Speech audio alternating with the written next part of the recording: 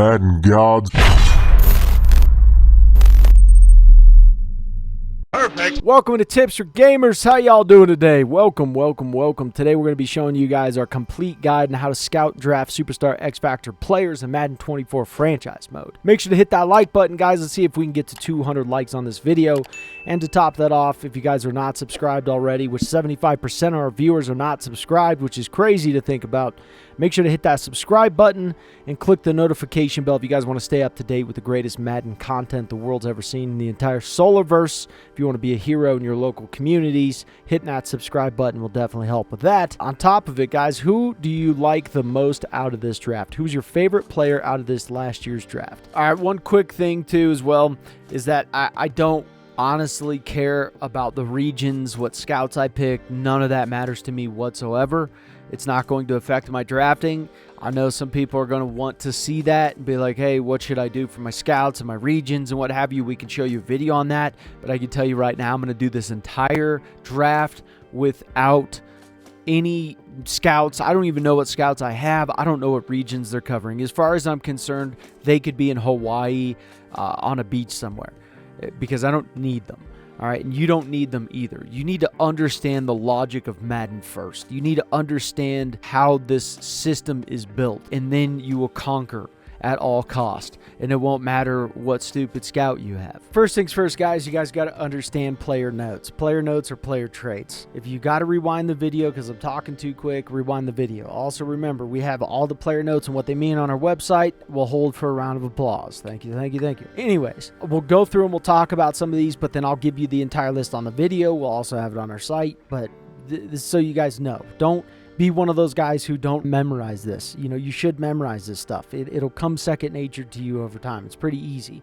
So some of these things you look at, you know, don't complicate things. If you're in a simulation league, certain traits, certain ratings will mean more to you than if you're in a user playing league because, like, for example, does well to avoid sacks by throwing the ball away. If you're in a user play league, you're the one throwing the ball away. It's the same thing with awareness. Awareness is not going to make you more aware as a user. It's not. Okay? It'll make a simulation quarterback more aware. That trait will matter more if they're a simulation because you have no control, right? It's up to your quarterback. So there's things that are good and there's things that are bad, but simplify it. Okay, so beautiful spiral on all of his passes. Do I care if you throw a wobbly pass? No, absolutely not. Peyton Manning threw 1 million touchdowns that were wobbly as hell. I don't care. I had a quarterback win 6 Super Bowls and he couldn't throw a tight spiral to save his life. It wasn't going to happen. But he could throw a touchdown pass, and that's all I cared about, right? Now, one thing that's always important, whether you're simulation or not, is the throw style. You can change the throw style, and we're going to have a video on the best throw style. However, at the very bottom, compact, fast, traditional motion, that's a good throw style, right? That's decent. The best ones where they ignore their lower half and they just throw. Very quick, lightning fast. You'll see it. You'll know it. That means Slinger 1. That's the way it is, right? It's just absolutely mint. But if it says slow, elongated throwing motion, does that sound good? In any situation? No, that means sacks. It means he's taking so long to throw, he's getting sacks, and that's frustrating. Throw style means a lot. It really does. Okay, so for one, if it says pressure doesn't phase him because he doesn't know it's there, does that sound good? No, especially for a top 5 quarterback.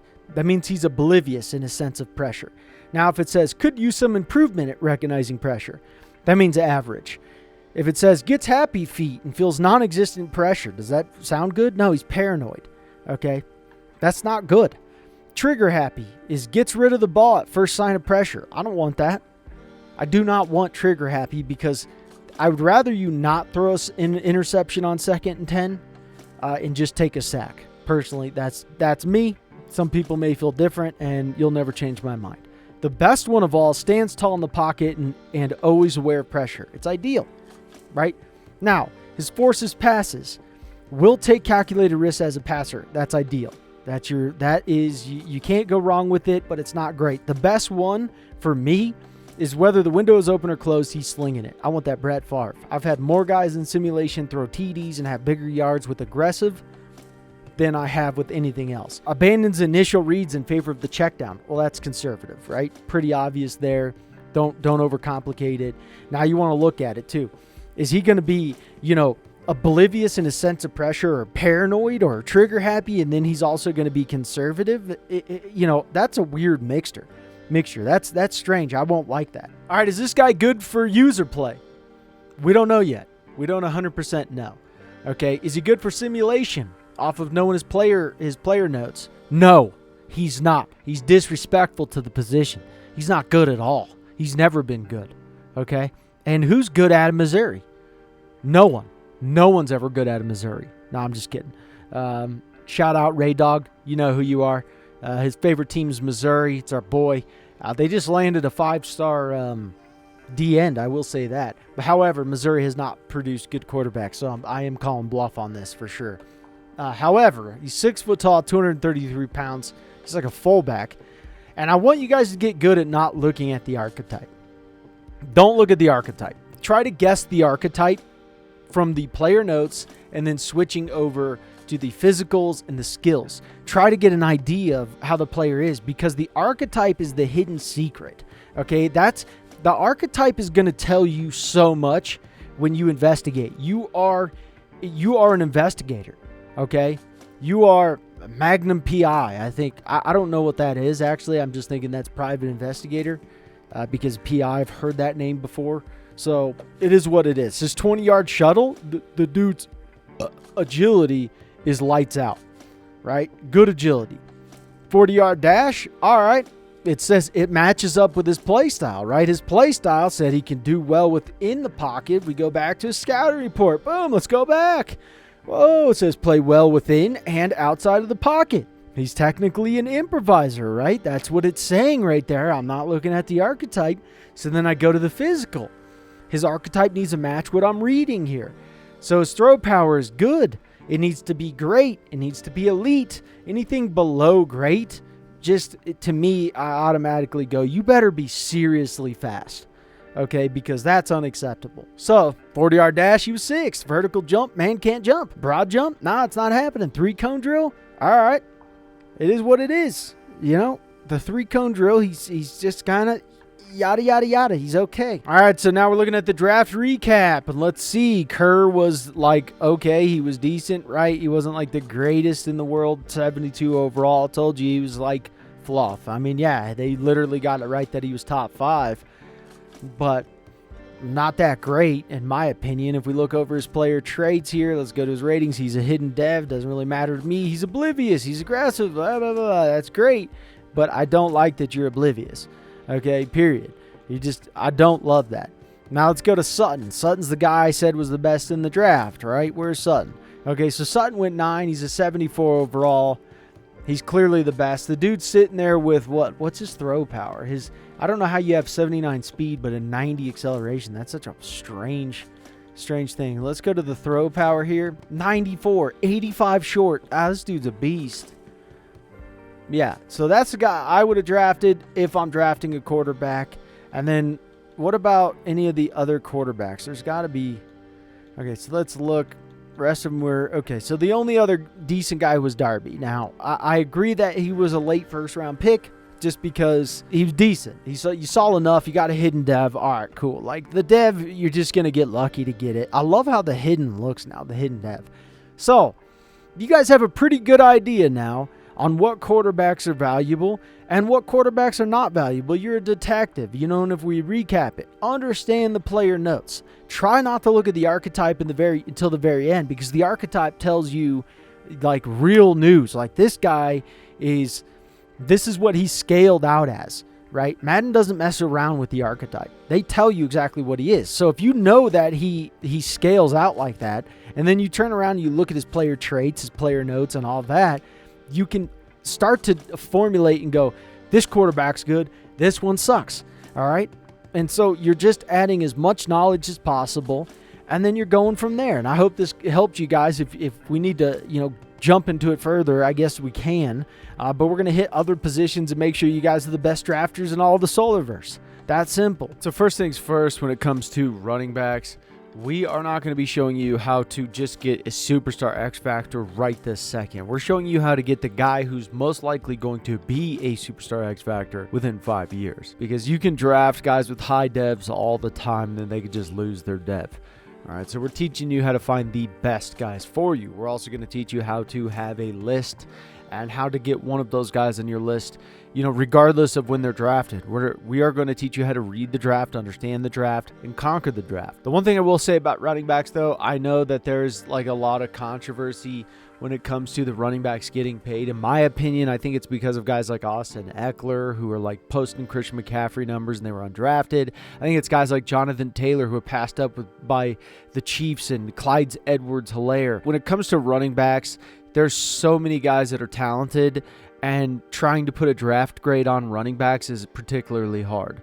Okay, and that's the same thing with contracts, because why are you going to pay one guy that another guy could possibly do who's undrafted, right? So these are things that teams are thinking about, and I think it's making it hard for running backs to get drafted. All right, so what do we know? What is the one constant here? It's archetype, right? Archetype is the tale of no lies. It doesn't lie to you. If Madden says that this guy's an elusive back, that means he has better elusive ratings than he has power back ratings. Same thing here. Power back, that's what you see. So we need to use the archetype as our tool as we're going through this. Okay? So one quick thing you can do too, you can start to be quick with this, but it's still, you still want to jump in and look at the actual player's ratings and what have you. But if I look at his elusive back here, just off the top of my head, and I go to the right all the way and I see the break tackles, a B, that's intriguing. Why is that intriguing?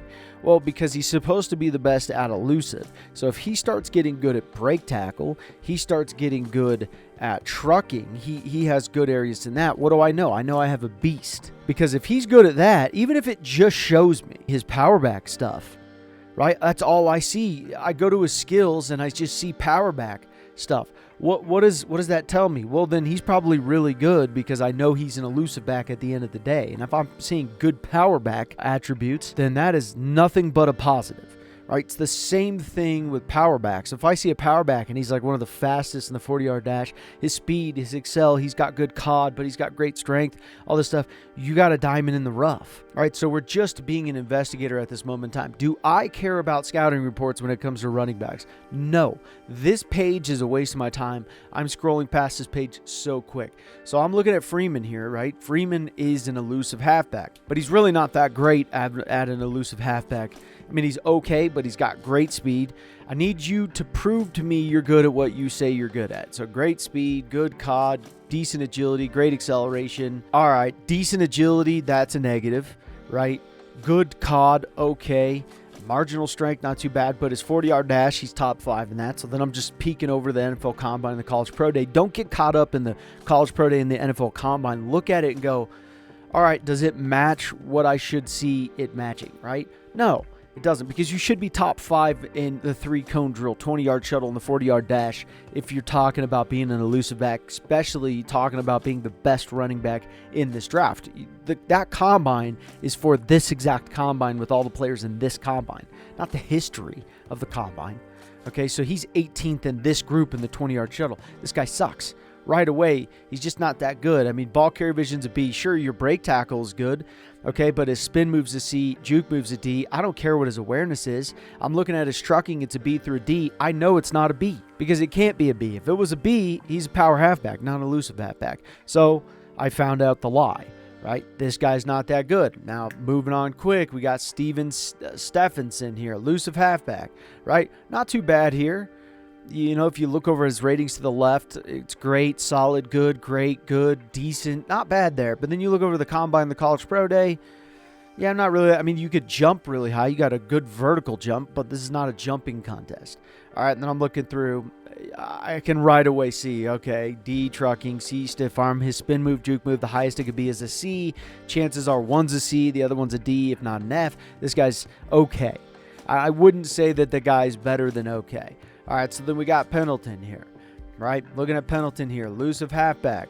I go through, I like seeing that right away. Okay, great, elite, good, great, great. Marginal strength. Any added bonus to strength for an elusive halfback is a bonus to me. Okay, that's just a bonus. So this guy's making it to my list already right away. I can tell you that. For one, he's got B, ball carrier vision, the awareness B to a D. I think it's a B. Okay, I'm just guessing because he's good at all the other areas. And here's the tall tale sign, right? So he's got a C break tackle, a C stiff arm, a C trucking, and then a B spin move. So he's already good at break. He's decent at break tackles, stiff arm, and trucking. So, and I know his spin move's already a D. I know this guy is good, right? I would like to have him depending on when he comes up in the draft, because those are all added bonuses, and those are pretty good. C's across the board, that's actually pretty good. So right now, Pendleton is my number one guy, and then we got Perryman here. Now, Perryman is a power halfback, and already I like to see this. When it comes to his bench press, he needs to be good on his bench press, okay? He needs to have a good strength rating. So he's got great strength rating. He's number 2 in bench press.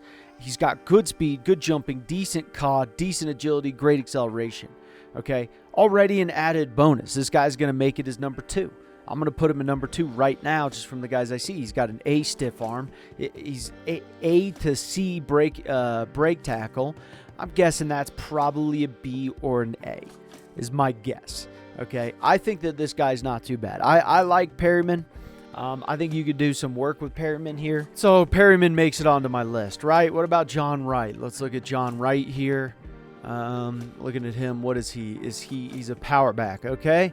So he's got decent speed, not too bad. Great strength, all right. I'm looking for top 5s. He's really good in the 3-cone drill, but his trucking is an A. This guy's your pure power halfback. John Wright is this guy's your pure power halfback. Looking at him, decent speed, nothing crazy. He's got A ball carrier vision, A trucking, D juke move. Spin move's probably a D as well. Could be a C. That's a possibility, but this guy to me is right now in the 3rd spot. Okay, so it goes in order. So it's Pendleton, Perryman, and Wright for me. Now let's go to Owens really quick, and now we can start to move, a little bit quick here. Okay, already right here I'm looking at his physicals. Poor COD. All right, he's a power halfback, right? This guy just doesn't scream, "Hey, I'm good." It's not there. Okay, so the minute I see those physicals and I'm like, yeah, you're good at strength, but I don't know, you're pretty slow. I'm gonna pass on this guy. So you can see how quick that is, right? This guy's an elusive halfback. I can see Peyton that he's got a B. All right, not bad, but you're not even that great at what you say you're great at. Your speed is decent. To be honest with you, yeah, I'm gonna pass. I'm going to pass because of the ratings really just kind of tell me that, you're okay. All right, so then and then you'll come across ones like this. Now, this guy's potentially undrafted. Doesn't mean that he'll go undrafted. So don't really understand that in these. But this guy's a power halfback, right? Ben Rhodes. Didn't go to the combine. That could be a part of why he's dropped a little bit.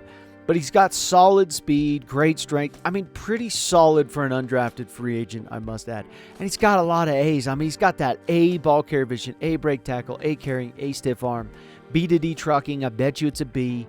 I bet you it's a B. C at the lowest. And so spin moves an A through a C. The worst it can be is a C. This guy's good. This guy is good. The worst it can be is a C on his spin move. So Ben Rhodes goes ahead, in my opinion. I like Ben Rhodes. Is there anyone else? I recommend going through as much as possible, but still, you could be really quick. So Rhodes is not going to be this. Okay, he'll be ahead of Wright. It goes Pendleton, Perryman, and Rhodes, right? Or you could, one of those 3. As long as I get one of those 3 and then Wright is the last guy potentially, then I'm going to be satisfied. So let's go to the end of the draft and see how good these guys actually are. So let's check out the draft, see the running backs. So I had Pendleton, I had Perryman, I had Rhodes, and then I had John Wright. Okay, so that's my list here. Let's see how correct I was. So, okay, so Steven Stevenson's a 71. Freeman, who went in the first round, to 72. Pendleton, which I love it because these other guys got picked before him and just let other people storm the beach, because Pendleton's a 75 overall. Perryman's a 75 overall. Nice. Okay, McGill, not bad. McGill he would be a guy that for a 6th-round pick, he's pretty good, right? And this is where you do your due diligence and go through and try to find all the best guys. But then again, you could go really quick. Okay, John Wright, all right. And then Rhodes, nice, in the 5th round, too. What a steal, son. What a steal. Who's left? All right, no one. All right, so that's how you do it. Once you start to understand it, you don't need to have the best scouts and the regions and what have you. You need to understand, how to just look for talent. That's the big thing there, is just get an eyeball. Be like, I need you to look like this if you tell me you're this, right? And then you figure it out from there, and it's a pretty easy process. All right, once you figure it out, I don't ever waste my time with scouts and all of that. I just don't. One of the big things with tight ends, I don't want you guys to try and think of like a single way to try and be like, well, if I just see that this guy didn't go to the combine and he has this, then that's, that guy's going to be good. No, I want you guys just to understand the basics, okay? I want you guys to first go, hey, this guy's good at what he says he's good at. Second, I want to see that he's good at the other thing as well. I want a two for one, right? So if I'm looking and I see a possession guy and he's got good speed, great indicator, right? You want to dive down deep and see if he's any good. If you got a vertical threat guy and he has some possession, he's great at catching, he has all these different attributes that you're looking at and going, well, he's not just super fast. Well, that's a guy you want to look at, right? So let's look at Spellman here. Let's break him down. 6'6", 247. The scouting report is just like wide receivers. It's very similar, so you don't have to jump into the scouting report too much, okay? I like this guy so far. This guy's going to be on the top of my list because he's elite in speed, elite in acceleration, good in agility, elite in strength. I like what I see here. Moving down, if he's an F injury, I'm going to lose it. Always look at that stamina injury, what it would be like if it was the worst. If it's an F, this guy is going to piss me off. And this guy's probably pretty good. I'm looking at his route right there. Now, let's look at his catching. So if his catching is a C and his catching in traffic is a C, is it really that bad? No, he's got the wheels. I'd rather go for a guy who's a lower overall who has way more speed. What can you get up quicker? Awareness mixed with route running and catching, or speed?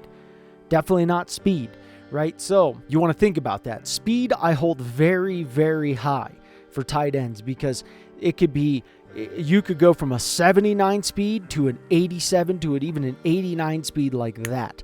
That is a completely different type of player. Okay, completely different. Now, pass block also being an A, as much as this sounds weird, I do like when I see that, even though I hate the fact you're good at pass blocking. I like seeing it. To me, it's a somewhat good indication. I like that, but it makes no sense also. I don't know why Madden even puts that in. It doesn't make sense. I'd rather your run block be better. But anyways, B, deep route, so medium routes an A, short routes a C. His catching in traffic. If it's an A, man, I don't know. Then he's really close to being a possession guy as well. You got to match them up. Possession guy versus vertical threat. Blocking guys can be good, there's no doubt, but blocking guys tend to be what? Slow. That's just what blocking guys are. They're usually slow. I do like Spellman. I think Spellman's in the mid-70s, close to the mid-70s at least. And I think Spellman's not too terrible. Now, this guy is not too bad. I'm probably not going to draft him, though. Just assuming, looking at the draft, I see 3 first-round potential guys. I just don't know if I'm going to draft this guy. That tells me that this draft is pretty deep when it comes to guys at tight end here. And so I don't know. Good speed, not bad there. Bench press, I think it's like 10 or below will show elite. If you're top 10 in the bench press, you usually will show elite strength or great strength. If it's 9 and below, you'll for sure show elite. Think 10, starting to push it there on that. So I like this guy, but I don't see enough with his speed that I'm like, I'd probably pass on him. Let's go look at Eric Ramirez, my boy. What's up? NC State guy here. Oh boy, look at that speed. I like that. His agility too.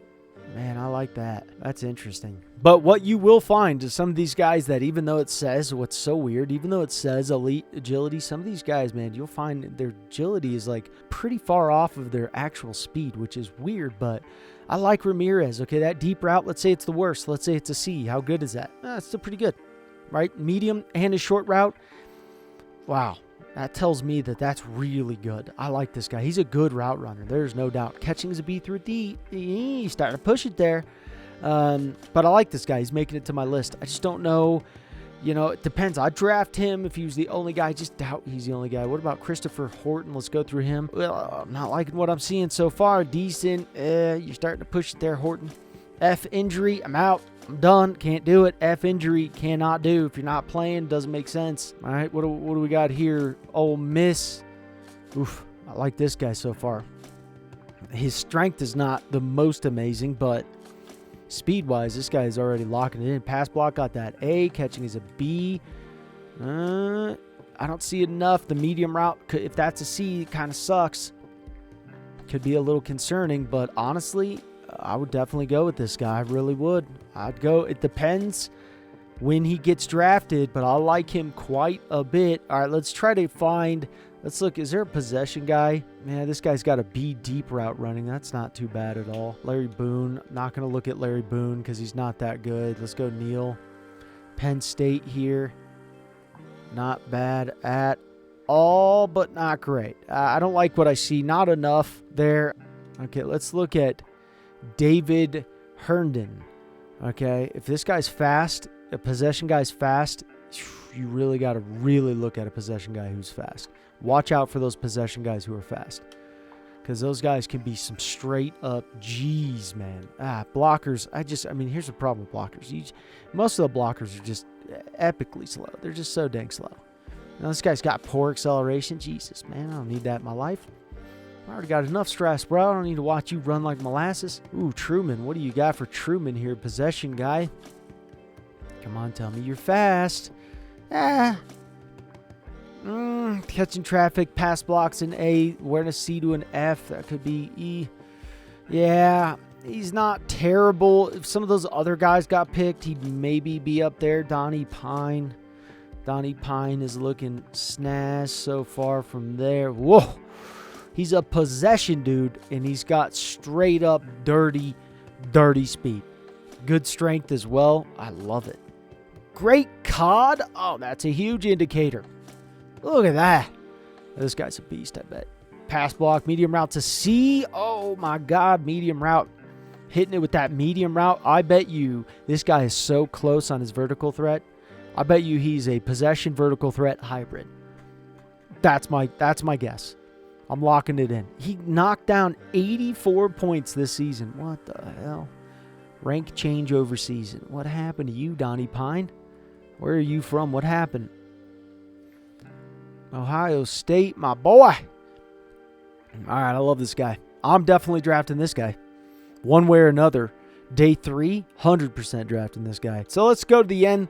Pine would probably be the guy you'd have to go for in this situation. I think Ramirez. I think Ferris is not too bad. I think Ramirez is good, and I think Spellman. I think those are the guys. I don't think Perkins is bad, but I just don't think Perkins is worth drafting when they would want him to be drafted. All right, let's check out the old tight ends and see. Ooh, Spellman, not bad. 7th pick overall. But his agility, that's weird, man. It said your agility was a little better. I don't get that part, but he's good. Nonetheless, I do want to see one thing, though. What's your injury? Come on, show me that injury. Show me that injury. 86, not that bad. Look at that, 98. Whoa, 3 ones down. This guy's a beast. He didn't get injured at all. Who is it? Donnie Pine, my boy. Look at him. 5th round pick. Oh, what a snag. Yeah, you do that. There you go. Looking for the opposites. Okay. And let's see. Hold on. Before I click on him, because then it's going to restart this whole dang thing, I'm going to have to resort it. I want to look at the other guys too. Ferris, not bad. But see that second 25? It would be hard. It would be hard. Honestly, in a user league, if there was multiple people and I knew that they were good at drafting, I would draft Pine probably early, because I just don't think... I know if there was 2 of me, he's not going in the 5th. That's not happening. He's not going in the 5th. That dude's going, oh, man, I don't know. We'd both be looking at each other like, when's it going to happen? Are you going with him in the 3rd? Are you going with him in the 2nd? Are you going with him in the 2nd? Because I probably would. Because a possession guy that fast, this guy... Anyways, I do like Ferris. Perkins, yeah, he wasn't too bad, but not first round. See, that's where I just... where's Ramirez? That's my boy Ramirez. Look at that speed. Yeah, look at that. Woo. First 30-second. Yikes. These boys went. Where's my boy Donnie Pine? Where's the D Pine at? Look at that, man. Oh, yeah. Vertical threat 60, 76. Boom. This guy's a beast. Hidden dev. Oh, baby. Yeah. Dang. I like it. These are the guys who are going to best be suited to become X Factors in the future. Okay, I don't care if you guys draft an X Factor now, doesn't mean he's going to maintain that X Factor in the future. But these guys that we're going to show you are going to be the best, hands down. So I do want to apologize to you guys about the length of this video, but there's nothing we can do. I could not get it any less with all the information that we're giving you guys. We are giving you information that you have not heard before. In-depth information, exactly how these wide receivers are graded, what's in each archetype, the pros and cons. And so you're going to learn so much in this that, you got to bring out your pencils, and it's going to take a little bit of time, but you cannot rush perfection. So apologize for the length of this video, but let's light it up. So a big mistake people make first and foremost is they look to the right and then they end up seeing where only physical guys look good and deep threat guys look good. Playmakers don't look that good and slots really aren't. There's not as many slots in majority of drafts, right? And slot guys don't tend to look that good. This guy doesn't actually look too bad here. However, when you're looking at the right side, you need to understand what makes these wide receivers the wide receivers that they are, right? What is in their archetype? Because if you take a player, a wide receiver, and you put him from 50 overall, from speed all the way down to jumping, you'll notice that the deep threat, playmaker, and physical wide receivers are all 16 overall. However, the slot receiver is an 18 overall. And you may ask yourself, why would that be the case? Well, slot receivers get awarded more for awareness. They get more for less. So you need to understand what they're good at and what wide receivers are technically bad at, depending on their archetype. And once you know the pros and cons of what make this wide receiver the type of wide receiver that they are, you'll be able to formulate, hey, this guy is a playmaker guy also. This guy is a physical guy as well. He has a little bit of deep threat, a little bit of slot to him. Okay, so we'll have this on our site eventually in time. We're trying to get through a lot of different things. But for a deep threat, what do they get promoted for the most? Deep route running, speed, acceleration, and they're tied in catching. What they are worst at: strength, carrying, ball carry vision, break tackle, trucking, stiff arm, and short route running. Okay, some of these things you just think about common sense, right? A playmaker, what are they best at? A playmaker is basically like a running back at wide receiver. Medium route running, juke move, ball carry vision, break tackle, cod, and spin move is what they get rewarded for most. What are they least rewarded for? Catching, awareness, catching in traffic, strength, carrying, trucking, and release. Physical guys, what do they get rewarded for the most? Well, that's catching in traffic, spectacular catch, release, jumping, strength, stiff arm, and trucking. Okay? They are least promoted in acceleration, speed, agility, medium route running, cod, spin move, juke move, deep route running, carrying, and ball carry vision. So once you start to realize this, just think of it like, okay, a physical guy catching in traffic. Spectacular catch is one that shocked me. I really wasn't expecting that all that much. But the common ones are like, yeah, well, is a physical guy going to be rewarded for acceleration, speed, agility? Medium route running was a little shocking, but cod, spin move, juke move, and deep route running, carrying, and ball carry vision, no, that's not that shocking. And for a deep threat guy, is it shocking that they're not usually good at the strength, carrying, ball carry vision, break tackle, truck? No.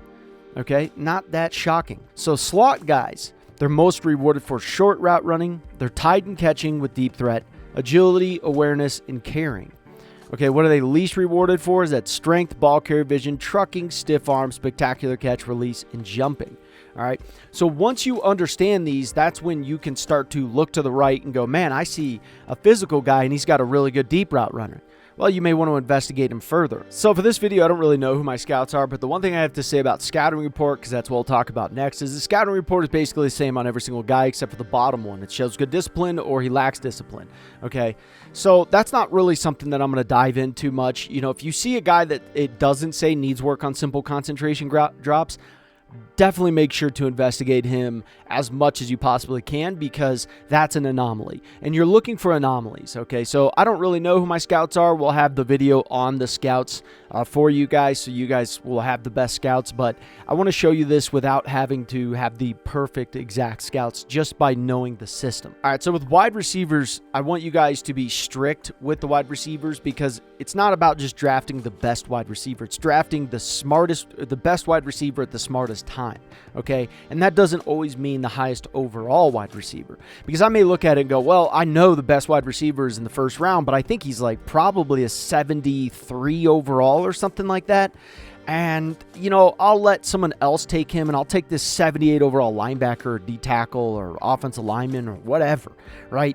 And then I'll still draft a guy late, because there's a lot of undrafted free agent wide receivers that are actually pretty decent.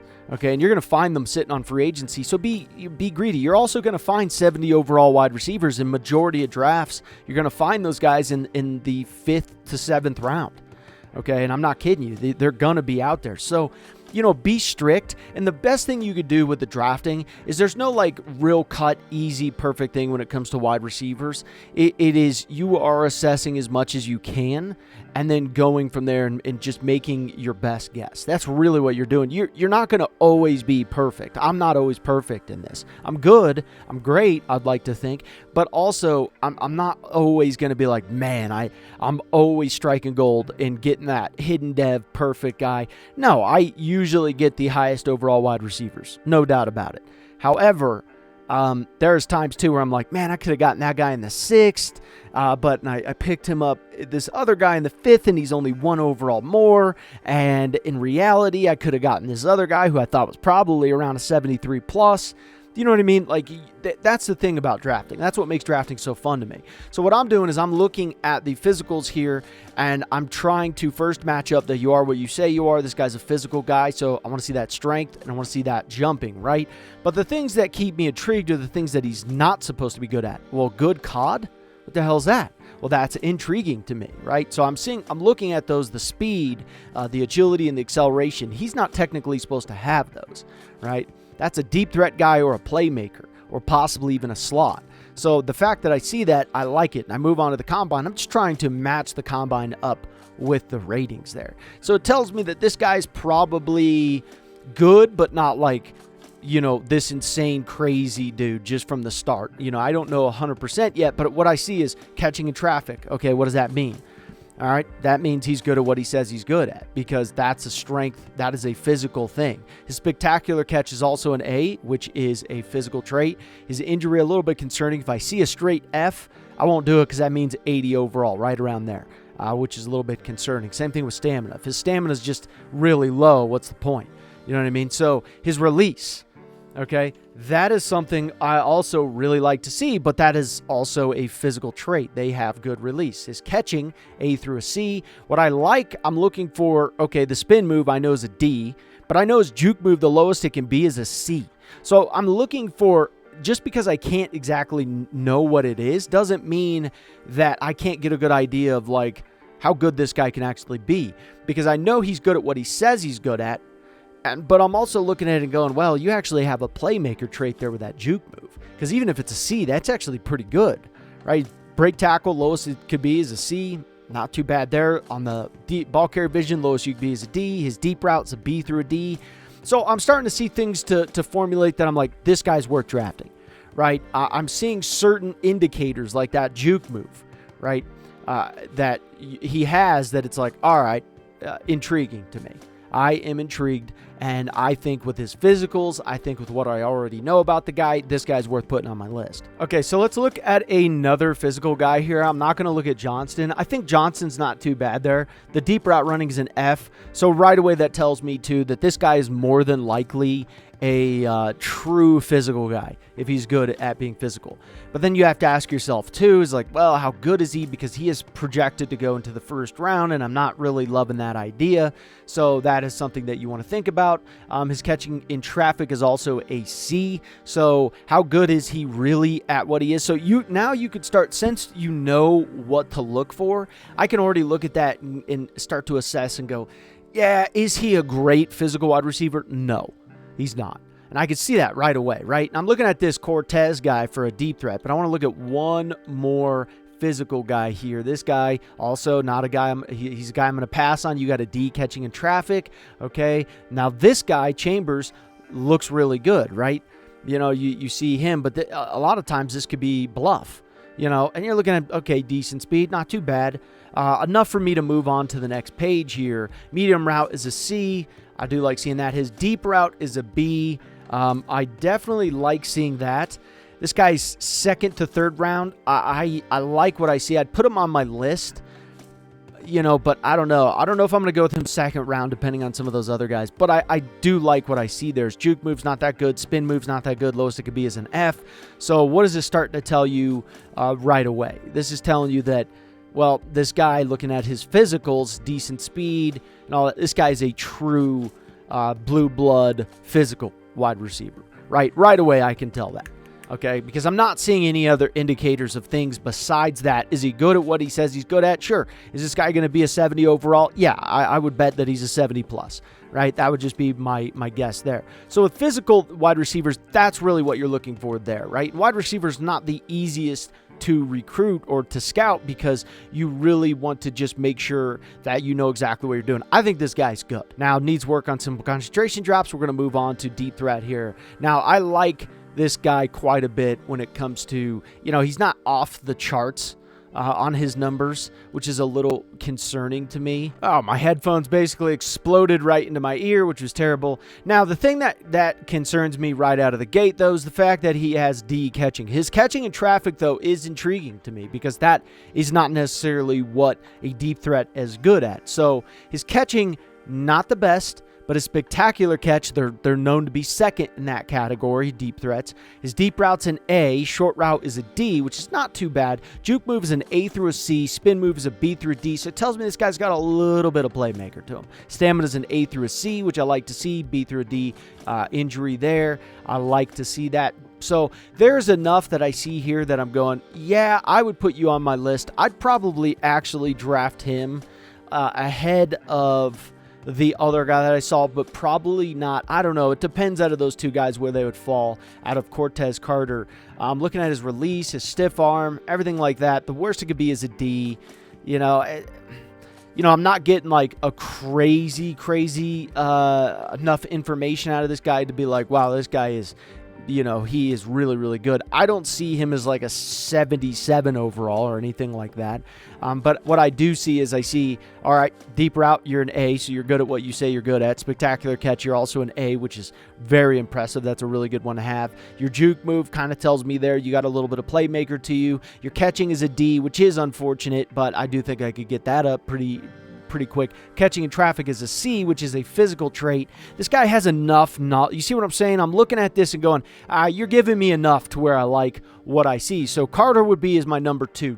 Lacey would be my number 1. Carter would be my number 2, just right out of the gate. However, I am liking this Dotson here. Definitely liking this Dotson quite a bit. Deep threat guy here. Okay, so already right out of the gate, this guy is bumped up my list a little bit more than the other guy, Great Cod, which is not a deep threat thing. That is more of a playmaker. Great agility. That's also, they're known in their second place in that category. So these are the things that I'm picking up. F injury. This guy's the best overall of the 2 deep threats that I looked at. Just from what I can see, his catching is a C to an F, which is a little bit concerning there. Spectacular catch. But his release is nice. His awareness is a C to an F. I'm guessing just from looking at those ratings and combining it with the skills, this guy's a better overall. I could be wrong. But the F injury is something I just can't deal with, so I would move on. The big thing, what I'd be looking for now is I'd be looking for another backup guy or a playmaker. I want to look at some playmaker guys here and see if I can find... Oh, Jesus Christ, this guy's... All right, Grayson is a guy that I would investigate a little further, nothing more, nothing less. Yeah, I don't...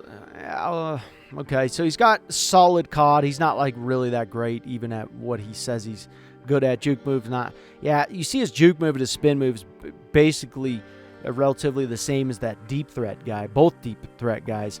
But, yeah, just not enough that I'd really love it, to be honest. Yeah. I'm going to pass on this guy. I don't see enough. Playmaker, another guy here. Nope, not good. Here, catching in traffic, catching. Nothing great there at all. All right, so Tubbs is enough to where I can see him. And you may value also, just because the overalls are the same, you may value a playmaker over another playmaker. But still, there's guys out there that are probably pretty decent. This guy's not too bad. Okay, I'm seeing his catching. I like that. Playmakers are not known. They're graded worse for their catching. So this guy here with his catching that high, he is matching a slot, and he's matching a deep threat style there, and he's also got a deep route that's a C. Tells me that this guy is not too terrible. Okay, they're second in speed, so the fact he has decent speed kind of drives me nuts a little bit. It tells me that this guy is good, not great. Okay, so he'd make it to my list, but there is that. I want to see if I can find another playmaker here. I'm seeing C's, and C's are a big thing when it comes to playmakers. That's what you want to look at. Now, this guy's got good speed. He's got solid strength as well. He's got solid COD. I wish that COD was elite, because then it would be like, wow, this guy's really good. Deep route is a D. Short route is a D. Spectacular catch is a C. Catching is a C. This guy's not too bad. Not too terrible there. Decent injury, though. I know it's above 80 for sure. So, yeah, this guy would make it onto your list. You know, Andrew McQueen, he'd make it onto your list. But is it, you know, is he, this guy's not bad here. I want to look at him, make sure. We'll go through. Not bad. Not bad here. I like the good strength. I like some of the stuff I'm seeing catching. So with this guy, his juke move is a C through an F. Automatically, I go to that, and I'm looking for indications. And so it tells me that, you know, as the best it could be, he's not even like super amazing at being a playmaker. And he is listed as a playmaker, because the best you could be is this. The worst you could be is an F. That's terrible. Okay, so with slot guys, you're basically trying to find as much knowledge as possible on slot guys when it comes to, you know, just what they're good at. Short route running, catching, agility, awareness. You know, if they don't have awareness, it's not the worst thing in the world, but, you know, slot guys, they're guys that I'd be more careful of. Definitely more careful of, just because of the fact that they get rewarded more for less. And so it may not look like, if you see a slot guy, it may be like a lot of bluff. Like, this guy looks okay here. This guy's a playmaker here. I do want to look at him. He's got some C's and some value here. Now, I like to see that agility, that elite COD. Boom. I found a guy here that I'm drafting at least late 5th to 7th round, depending on how wide receivers are going. I would take a chance on this guy because of those ratings. Looking at that spin move, it's an A. Looking at that juke move, A to a C. Spectacular catch is not that great. His catching in traffic, not that great. Medium route running, not that great. There's certain things that I don't like, but there's enough that with a late 5th round pick or something like that, I would definitely take a chance on this guy, because I know his spin move's an A. Okay. His injury and his stamina, they're above an 80, both of them, I know for sure. His deep route running and run block, not the greatest, but yeah, I'm seeing enough here where I'm going, okay, A spin move. His juke move's an A through a C. Ball carries an A through a C. Awareness is a B through a D. Catching is a C to an F, a little bit concerning there. But you're talking at that late round, you may sit there and go, hey, you know, I'm going to put this guy on my board, and that's what I would do. So the Thad Porter, McQueen, I would put him on my list. I would go through those guys and possibly pick one of them up. This Hickman guy, I'm intrigued on him enough, depending on I don't remember. I know I'd put him on my list, but honestly, 2nd to 3rd, I don't think I would get Tubbs, even though I think he's decent. Dotson, I really, really like. But one of these guys had terrible injury, so I'd go with the one that didn't have terrible injury.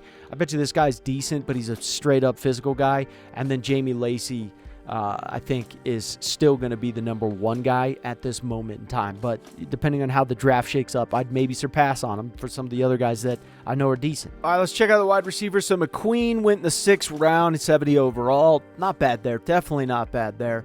Torrey Tubbs, yeah, 70 overall. Not a shock there, but he went in the 3rd round. So, yeah, you know, that makes it tough because, you know, you do have Chambers here. He didn't end up being too bad. That agility isn't the best. However, you know, not too terrible there. Now, Thad Porter, definitely right around where I would have picked him up in late 5th to a 7th. I definitely, yeah, just because it says undrafted doesn't mean they're going to go undrafted. I want you guys to know that for sure. Okay, so, and then we got Spears, not good. Hickman, decent. Blake, not too bad. But these, you know, 5th, 6th, but there you go. You can see that these guys are out there. Now, I wasn't able to just start recruiting everyone of this video. It would be 40 minutes long. This guy's not too bad. They're super, super fast, and I really like to see that very, very fast. So that is a guy that maybe as a user you'd pick up, no doubt.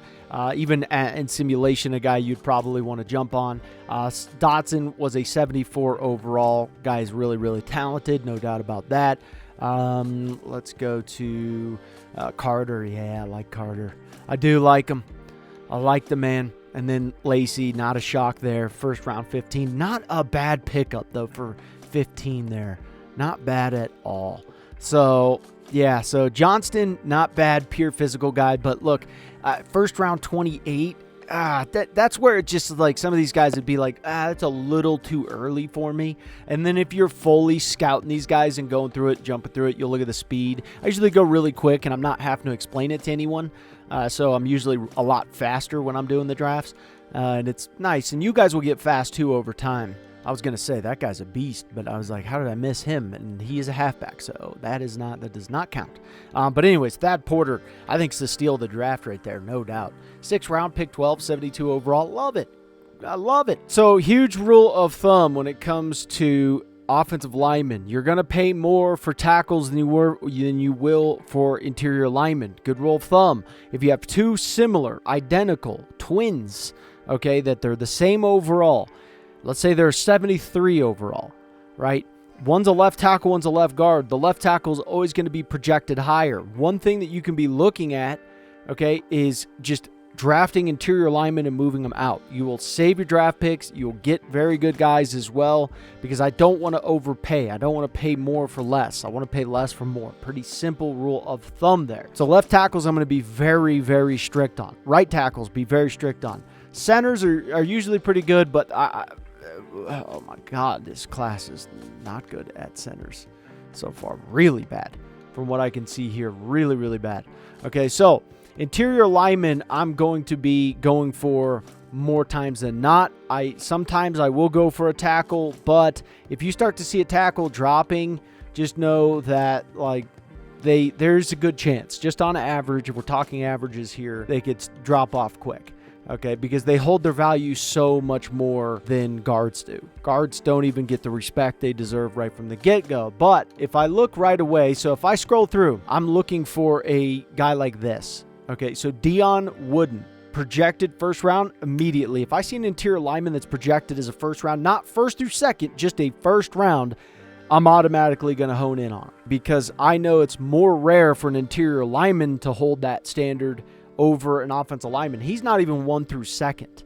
Okay, so we'll break down these guys, but I want you to look at that first. Now, when I'm going through the offensive linemen, first things first, the physicals, I want to see you do good on the ratings. Okay, I want to see the great and above. That's what I'm looking for. I just want you guys to really look for the interior offensive lineman more than anything. Now, this guy looks pretty good. He apparently wanted to be a running back and a wide receiver as well. He had that great COD, elite jumping and all that, so he was trying to be a wide receiver, and apparently he just kept growing. But I need you to be a trench hog, not a wide receiver. So will Smith likely make it onto my list? Well, just looking at his physicals here, I would say probably, yeah, he would make it on my list. But is he worth drafting in the first round? Be so greedy with your first round picks, okay? Because you can easily overpay for a tackle, and you're getting a guy who's like mid-low 70s. And that's not necessarily worth it. Now, if he was hitting that A pass block power, then this guy's probably really good. He probably is. If it said top 5 too, especially on an interior lineman, oh God. If it's top 5 in an interior lineman, that guy's probably a straight up monster. Absolute monster. So think about that. That is something. Use the projections to guide you compared to based on the position rankings or the position going rate. Okay, so this guy's good. I can already tell you from looking at the ratings, looking at the skills, I'm seeing enough A's. You can just eyeball this without even jumping into depth. Obviously, for this guy, you know, he's not a power guy that I can see. He looks like either an agile guy or pass blocking guy from looking at him, right? And he's agile. All right, makes sense. When I'm really diving in deep, I want to use the archetype to my advantage, right? But you're definitely going to overpay for offensive tackles in general. Now, for the physicals here, this guy's a power guy. I like what I see for the most part, but I don't see the speed, so it tells me general rule of thumb, he's pure power. I want to look at the opposites. So if I see a power guy and I see speed, great indication. If I see an agile guy and I see some strength, good indication. You're looking for these indications and then going through it further. Physicals, I'm really going to be strict on those physicals. Okay, especially the ratings. You know, and I look at the combine, I want it to match that. So it tells me that Grant is good, but is he a first-round pick right off the bat? Not too bad. Now, if I look at the physicals and I see it's good, and then I look at the skills and I'm seeing a lot of C's and stuff like that, all right, you could also see guys that are bloat. You could see a guy with, like, crappy strength or something, really good awareness, and kind of be like, all right, this guy's probably bloat. So these two guys, in my opinion, are not bad. I like Smith a lot, but is he worth as high where you're going to draft him? I'm not sure. I'm not confident enough to where I would do it. First round pick, I don't think so. Unless it's like real late first round pick, the other guys get picked up. But this guy's poor strength, a perfect example here. Poor strength, a high awareness. Even if he ends up being a decent overall, it doesn't mean I'm going to absolutely just love him right out of the gate. Okay, I'm going to hone in on him first and foremost. Guy out of Georgia here. Sheesh kebabs. You're a power dude too. You got elite strength. You got great COD. He has Barry Sanders poster on his wall, no doubt. This guy's wanting to be a little bit loose, run the ball a couple of times. He was hoping for a batted ball down. He can grab it and run. This guy's a beast.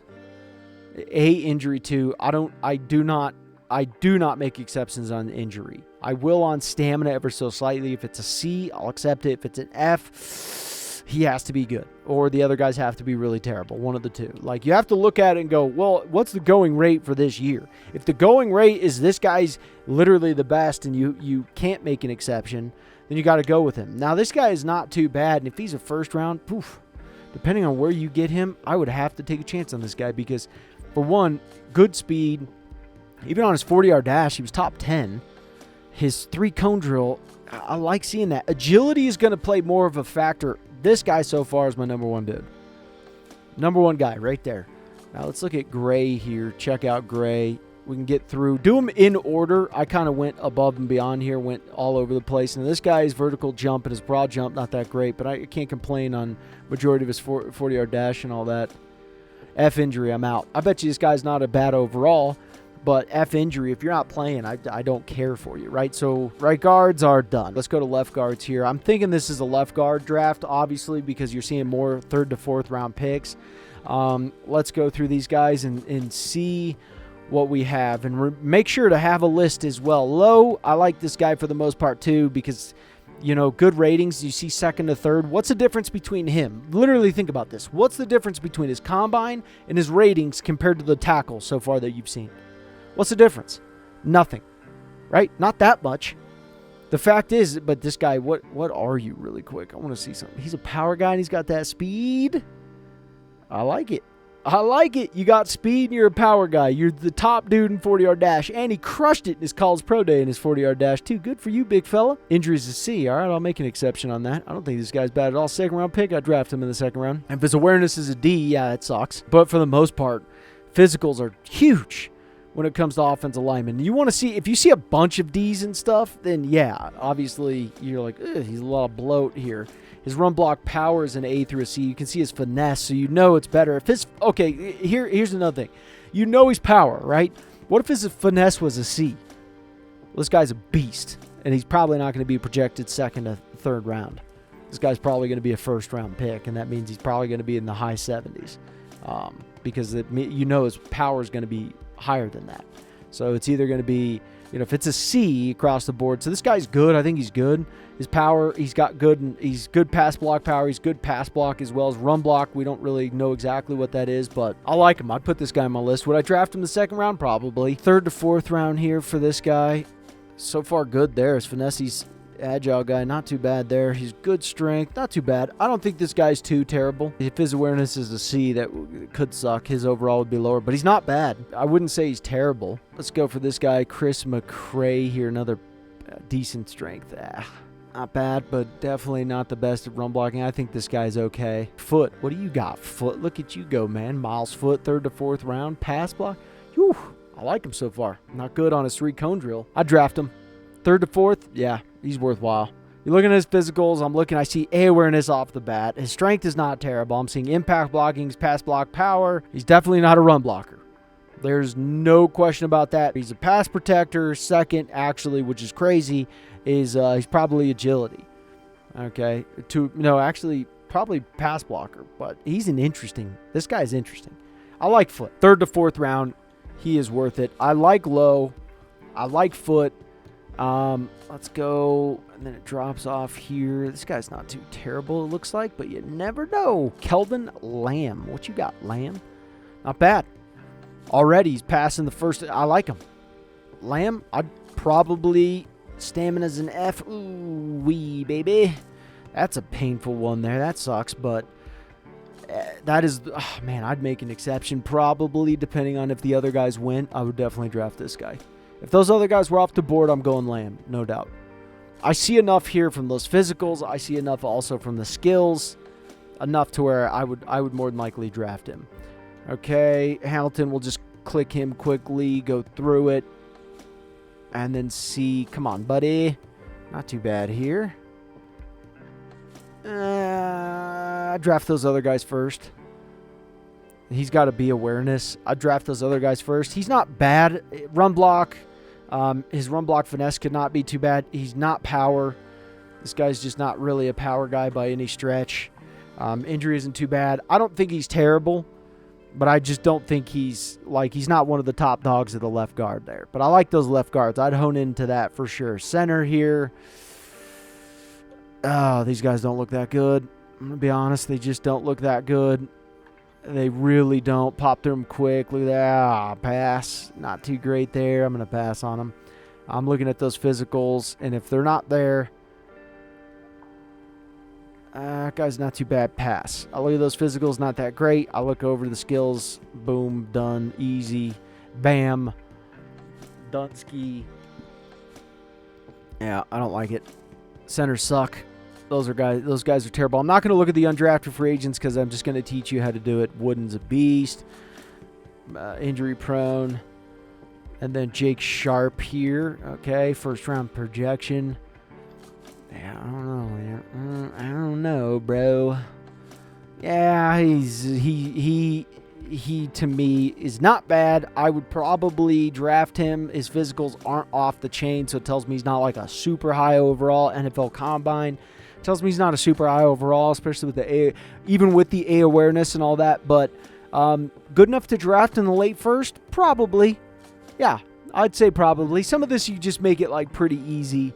You know, Sharp I definitely don't mind at all. This guy's a power guy too, and he's got good speed and all that. Tells me this guy, his 40-yard dash is not that great. Yeah, I'm seeing enough here. His pass block, his run block is a B too. What is this guy again? He's a power guy. Interesting. He definitely is decent there. Second round, for sure. Late first, yeah.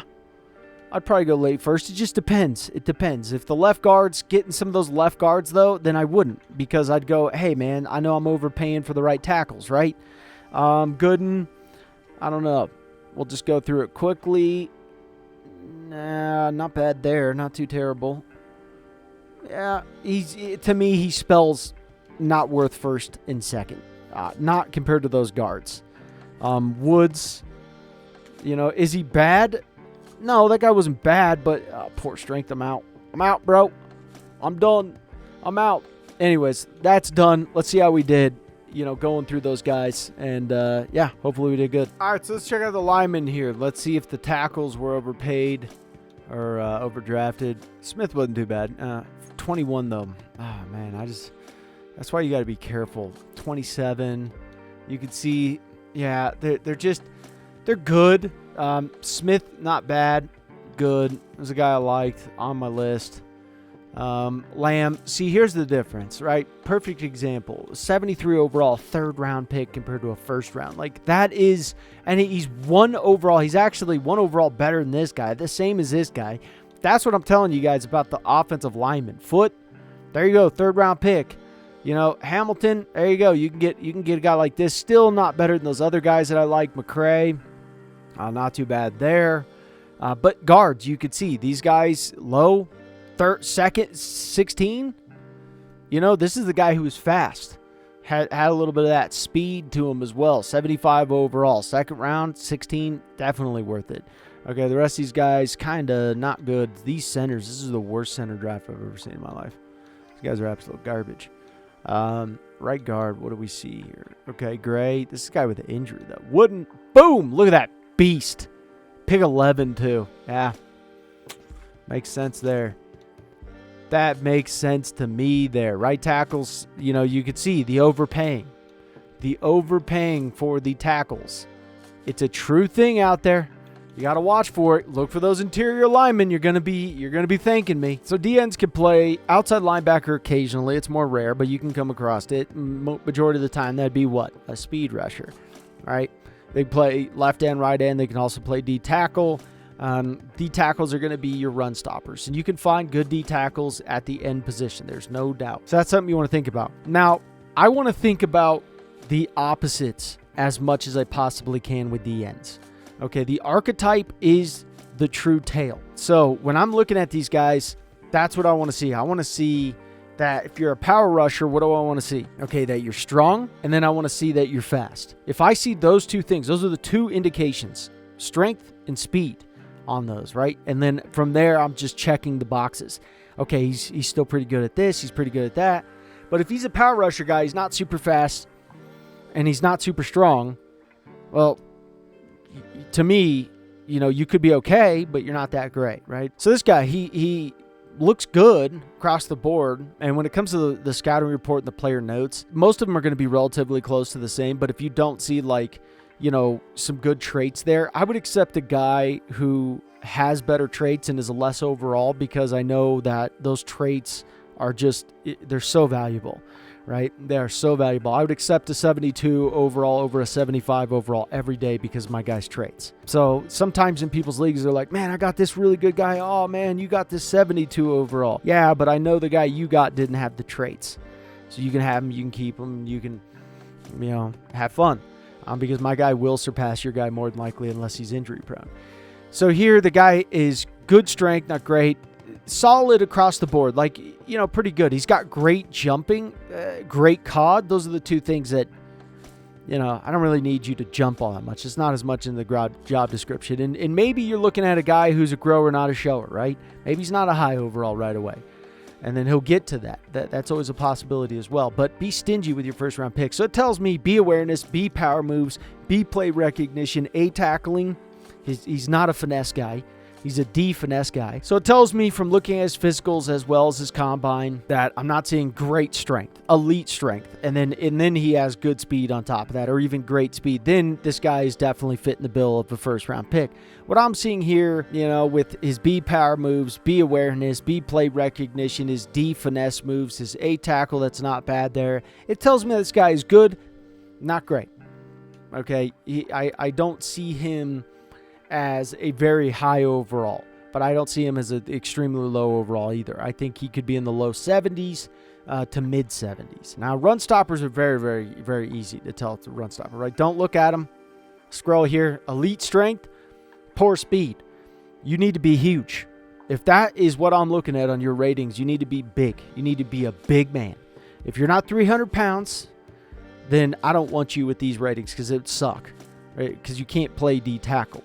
This guy could play D tackle for what I'm seeing there thus far. But you got to also think about the 40-yard dash. Like, even on D tackles, I want an under 5-second 40-yard dash. As much as that sounds insane to people, that's where you start to determine whether or not the guy is pretty good, unless he's just so incredibly strong and powerful that it's off the chain, right? So when I look at the skills here, B power moves, D finesse moves, he's not a speed rusher, A play recognition. This guy for sure is a D tackle. Once again, I think the highest he would be a 75, but I don't even think that. I think he's going to be beneath a 75. I don't know if he's worth the first to second round. I would say, yeah, he's probably worth it, depending on what class the D tackles are looking like. Is it a good D tackle class? Is it not a good D tackle class? Because if it is a good D tackle class, definitely not.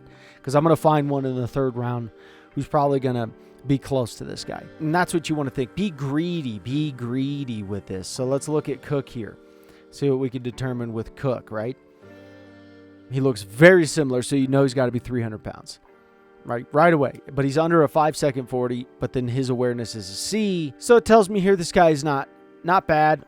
Block shedding also an A. If you're a big fella, I want you to have block shedding. Just in general, block shedding is just something I definitely look at, and I want to see it. Now, if he has an F injury, he can kiss my cheeks. I don't want him, but you can't tell, and I'd take the chance on him anyways. Tackle, I think this guy's good. Same thing. I think he's good for a second round. Yeah, I would go with him. I'd go with him in the second round, no doubt. I see enough out of him. He looks like that other guy, but just slightly better in certain categories, not as awareness. So I would go with Cook over Hartwell personally as a D tackle, but that is just me. So let's go with Drummond here. Drummond's a big fella. There's no doubt. Alabama guy, big fella. Great speed, solid, or great strength, solid speed. Not too bad. If his 40-yard dash was any better, my lord, this guy would be a monster. Same thing here. You know that his injuries would be, you got the impact blocking, finesse. Look at what you can see. Don't make this too complicated. Just let them tell you the story. Know the basics of going, hey, man, I want you, he looks very similar to the other guys, right? Very similar. What does that tell you? If the guys are looking very similar to one another, B, power moves, B, awareness, then I'm drafting Drummond over Brown because Brown is very similar to him anyways. They're really close. Even if they're a couple overall points off, Drummond, to me, is worthwhile drafting in the second to third round over going with Brown in the first round. Let's see if I can find anyone else. There's Colbert. This guy's a power rusher. We'll check him out real quick. See what we can find with him. See if we can find any hidden beastliness. Not too bad. Basic, I'm guessing very low 70s is what I'm guessing, or high 60s would be my guess, just looking off the bat, right? And that's what you want to do. You want to be quick. You don't have to spend your whole time like navigating and creating, spreadsheets on what it is to look at. For one, this is a right end class compared to a left end class. You're going to find probably more right ends just because obviously you see more projections that are higher. So let's look at the guy who's a top 5. Top 5 is always a great indication, right? Harder to get. I'm seeing this guy's a power rusher. All right, he's good strength, but he's got elite acceleration too. His bench press is still in the top 10, which I like to see. He's got elite COD. I don't know why, but he's got great strength. So the minute I see, okay, if he had great strength too, on top of that great speed, woo! But then you're seeing A, power moves, B, finesse moves. So he's also a speed rusher, got a little bit of that speed rush in him. This guy's he is what he says he is. He's top 5. You're seeing enough. Okay, I see you have the speed. I see you have the strength. I see obviously you have the A awareness and then A power moves on top of that.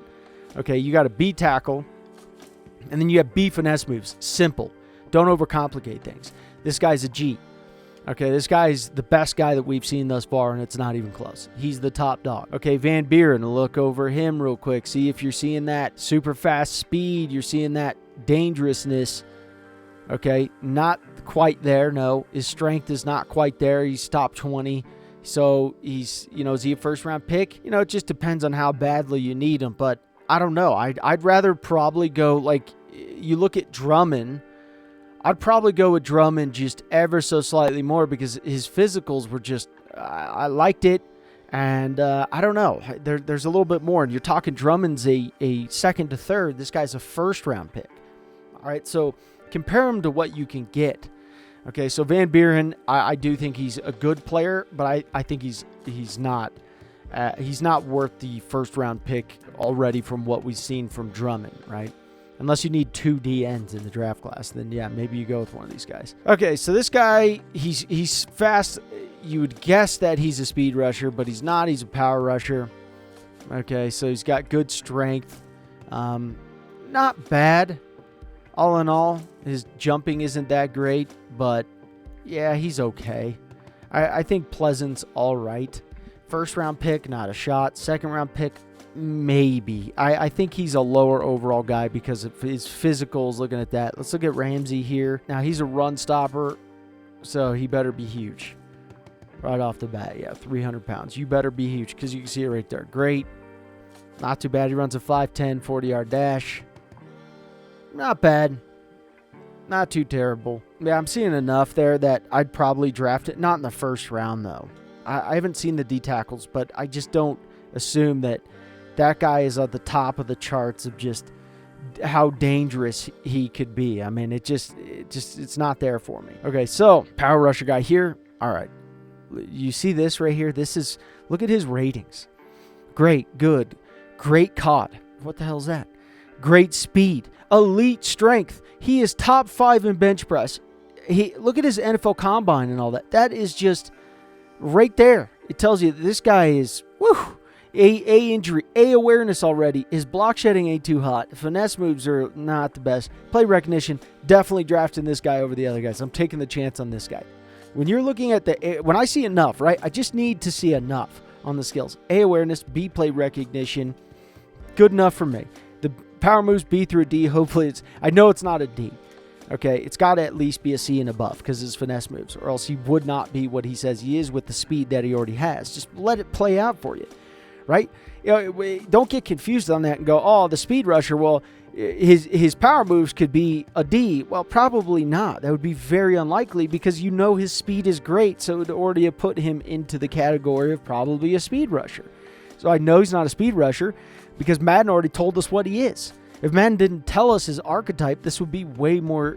You'd have to try a lot harder, okay? And Madden don't get any ideas, okay? Because that would suck. But this guy's obviously a G. You know, for a second and third round pick, G. All day, G. So McLean, I'd go with Drummond, McLean, and I'd go with Hunter just based on their draft picks. Okay, I think the other guys are not bad, but I'd go with those guys depending on just based on where they're going to get drafted. All right, so when checking out the D-ends here, we got Drummond at a 74. I do like Drummond first, second overall. Hey, I didn't draft this dude. I auto-simmed. Oh, what are you doing? Oh, you guys are killing me. Cook, 74 overall. This is that D-tackle guy that you would get for a second. Not too bad there, not too shabby. First round is run stopper here. You can't really complain too much at that point, but going in the 26, if you're reading the draft, that could be a good D tackle there. But if there's good D tackles, that may actually not be that good. And that's only if you only go with a guy like that, if the D tackles are, just not that great. But you're definitely seeing some of them here. The right end Hunter, that was my boy. 77. Oh, he was the first. Oh, my team got him. Oh, Jesus. I like it. Actually, I can't complain with that. I honestly can't complain. There you go. And my CPU actually did good at drafting to a degree. The other guy, a little bit of a miss there. I ain't going to lie for you. A little bit of a miss. Van Buren. Wait, I thought the Cardinals got him too. Not too terrible. Not my favorite at pick 10. I'm not with you on pick 10. Pick 30, that's okay if you don't have anyone else. Okay. 75 overall here from McLean. I love it. I absolutely love it. McLean is looking good. So this is how you guys will just start to read them, understand what you're looking at, and you'll be fine. You really will. Now, when it comes to scouting report, most of them are pretty close to the same. Archetype never lies. So always take that into consideration. Archetype never lies. So I'm seeing run stopper here. He's going to have impact blocking. He's going to have certain things like that. All right. What makes these guys? Power rushers. They have power moves. Speed rushers. Finesse moves. Run stoppers. You have impact blocking. You have a little bit of that block shedding as well. You're going to have a little bit, increments. So you want to find the opposites, okay, as much as possible. If I see a big fella and you're a run stopper and you have elite speed and things like that, well, to me, you're going to be valuable. But this guy's strength tells me otherwise. All right. So yeah, you are fast. There's no doubt. But your strength is like kind of not good. So the physicals are going to be one of the biggest indications on if the guy is good, first and foremost. Physicals are going to be huge. Absolutely humongous. They are for most positions. Same with the combine. You look at the combine, it matches up with the physicals, and then you're like, whoa, and then you go to the skills here, and the skills need to match up as well. It's checks and balances. So I'm seeing this guy as power moves as B, finesse moves as C, tackles as C, pursuits as C, play recognition's a B. This guy's good, not great. First round pick, I don't think so. The strength, certain things like that, I would have to back off. All right, so let's take a look at Woods here. We're trying to play devil's advocate. Guy out of Mississippi State here. Pretty solid here. I like the fact that, I don't know why he's elite at a jumping. What the hell is that? How big are you? 6'1", 306, and you got, what's your vertical? The hell is that? You're going to hurt your joints, man. 34-inch. Whoa. Okay, buddy. Oh, I like this guy. First round pick? Possibly. Not bad. Finesse move, C. Block shedding, C. Play recognition, A. Awareness, B. Tackle, B. Not bad. I'm seeing enough right there.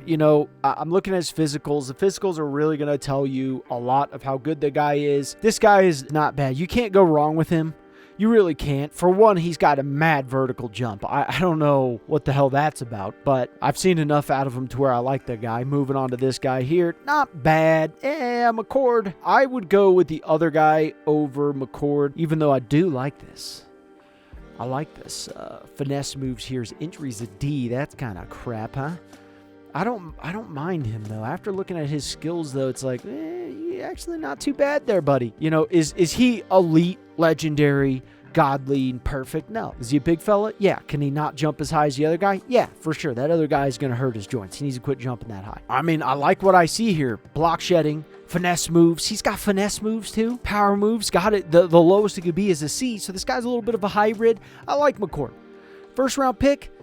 Kind of depends, you know. Lashley, what do we got? Lashley, what do we got? What do we got with you? Missouri does have some good D tackles or D ends. They did get a really good 5-star D end just recently. One of the best guys in the country, actually, like top 2 guy in the country as an edge rusher. He's really good. This guy's an ox. Lashley's an ox. Great speed. He's looking good across the board there too. Not too bad there. Okay, not bad. B, finesse, so it makes sense with his physicals, right? Makes sense. Power move C, so not like super dominant. I wouldn't draft him over the other guys. If I saw power moves as a B too, yeah, now we're talking block shed, and if that was a B as well, just ever so slightly, those little increments, you know, that guy's probably an actual beast, you know, you just don't know. You don't know until you know. I don't like him enough, but I do think this guy is a little bit of an ox. He's a big fella, I would assume, because he is not fast. There's some offensive linemen who are beating him down. Finesse moves. At first, I thought his name was Rude. I do think Aldridge is not bad. Yeah, I definitely, second round, yeah, I'd go with him in the second round. No doubt. That elite strength, the good speed. The only thing that's decent is COD, and I'm not really like, you know, I'm not going to make these guys like, how good are you at yoga? Like, you know what I mean? No. Yoga wouldn't be as valuable to me unless over like a hot dog eating contest. And this, like, you know, who could eat the most hot dogs and then bench press the most? Like, that would be more impressive to me than if this guy could do 40 minutes of hot yoga as a big fella. I'm not really looking for that. You know what I mean? DJ Smith out of Oklahoma. Come on, Oklahoma. You don't get no D tackles. They actually did just get a recruit at D tackle. Whoa. What's up, big fella? Great strength, good speed, marginal jumping. Yeah, I don't need you to jump, okay? I'd rather you not. Right there, big guy? Don't jump. Change of direction, decent. Yeah, I like him. So far, I like him. His comp, ooh, F stamina, ooh. I'd probably pass on him just because of the F stamina. Seeing all the guys in this draft so far on D tackle, this guy could be good, right? A, power moves. His block shedding is a B. So his power moves are A through C. Finesse moves are also an A through a C. So not too bad there. But F stamina with the C injury. At this point in time, I think I'd be a little bit like, you know, I'm not so sure I'd want to go down that road. This guy here, Gerard Bronson. I'm not seeing anything off the table that's jumping more than the other guys. Yeah, this guy's not too bad. I wouldn't draft him over those other guys. Some of these other guys are just hitting better physicals. This guy's not bad on his skills, but the other guys' physicals are more dominant. So if you're seeing guys with like if they match up on the skills, but then the other guys have better physicals, always revert back to the physicals. Always. If they're matched up on the skills, physicals are going to help you get to the next level. That's the physicals right there. What up, Lance Bush? Georgia boy here. High motor. He's got all the bells and whistles. Not bad there. Not too bad. The 2 areas he's decent in, the 2 areas that I don't care about. I don't need you to have COD, man. If you want to like show off dance moves for your wife, do it. You know, country bar or something, do it. Not bad. Not bad at all. A tackle. I love that he's got a little bit of finesse in him too. Look at that finesse with that block shedding too. With the C moves, I like Lance Bush. Drafting him, yes. First round, depends when. Second round, yeah, for sure. Second round, because he's hitting the areas that I need him to hit. Okay, so and he's got a little bit of that power with him too. Bench press is not super off the charts. If his bench press was, it would tell me that this guy is a high 70, not mid to low 70. So it tells me that Bush is worthwhile. So I do like Bush quite a bit. Bronson didn't make quite the cut that I would compared to these other guys. Doesn't mean he's not good. What up, Weldon? What up, my boy? What's up, Weldon? USC. Come on, USC doesn't produce D tackle. Ooh, not bad. It's 3 cone drill, not so hot. That one's crushing them down there. Yeah, not bad. A injury too. I like it. I think Weldon is definitely a guy I'd want to pick up. He's got, okay, so he's got C finesse moves. Let's go to his scouting report. And he's a run stopper. Number 1 run stopper. Okay, impact blocking's probably a B or an A. I doubt it's a C. Power moves, I would assume that's, I don't think it's anything less than a C. I really don't. I think this guy's not bad. Second round? Oh yeah. First round? Probably. Just depends. Honestly, there's so many good D tackles at this moment. What up, Nate Good? This guy's out of Oklahoma. Not bad. Yeah, that's your, like, okay, decent, not great. Pretty solid across the board there. Power moves, B. Finesse moves are also B. This guy's a hybrid. Honestly, I think what you could do with this guy, only if his speed was better. If his speed was better, this guy'd be a dog. He really would. And his strength, if his strength was good and his speed was good, over. Good night. This guy's your boy. This guy would be your boy. Would I take a chance on this guy? Yeah, it depends, though, which honestly it does. Because some of those other guys that still go for a little bit more, I like that he's a combo package. But when you start talking about those other guys getting some spill, oh my God. 6'2", 363 pounds? Bro. Hide your snacks. Dear God. Whoa, dude. You are, when they say a unit, wow. Broad jump, he was second? Nuh-uh. I'm drafting this guy for sure. Elite strength. Marginal speed? I'm completely okay with marginal speed when you freaking are 363 pounds, my son. My Lord. This guy, wow. Power moves are a B. 2 play recognition. Block shedding is a C. Finesse moves B to a D. Bet you it's a C. Bet you it's a C. C awareness. Oh, 3rd round, 4th round, done. Done deal. Easy 3rd round. Easy. Oh my Lord, this guy is a unit. You imagine trying to block him? He's smart. He's from Stanford, and he's 363 pounds. Dear God. Now that's a man right there. This guy's named Sprinkle? Get out of town. Is your name actually Sprinkle? And you have some crap power moves. Finesse moves are an A, but that worries me, dude. You got some serious cheekage of, you don't got any power moves. This guy's got a C. Ooh, I like Matthews. 3rd round, 4th round? Yeah, I can tell you right now I'm probably drafting this guy. Look at the 40-yard dash. Bench press on top of it. Elite speed. He's got solid strength. This guy, speed rusher, finesse moves. Okay, so he's a speed rusher. His finesse moves are probably going to be a B, no less than a B. A would be beautiful. But I like this guy. 3rd round, 4th round? Yeah. He shows enough to where you would do it. 100%. Yeah. Easy peasy, lemon squeezy. For one, this guy is insane. Okay. Not a huge fan of Good. Weldon, I like. Bush, I like. I really like Bush. Smith, there's intriguing things with Smith. I think Smith is one of those guys. Aldridge, I like. Lashley, draft some of these other guys before I draft Lashley.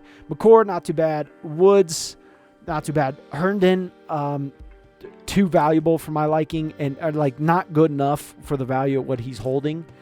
Probably Woods as well. You really just start to go through and you just try to measure, and go, hey, this guy's good in this area, he's bad in this area. Hey, just add it up. Let them just tell a story for you, and you'll be fine. Honestly, you'll find such good D tackles. Let's go through this and figure out which linebackers are good. The big thing is archetype doesn't lie, as we already know. When it comes to guys, there's certain guys you want to be careful of. Pass coverage linebackers you got to be careful of because with pass coverage linebackers, they should do really good in the combine and really good on their stats, right? Their ratings.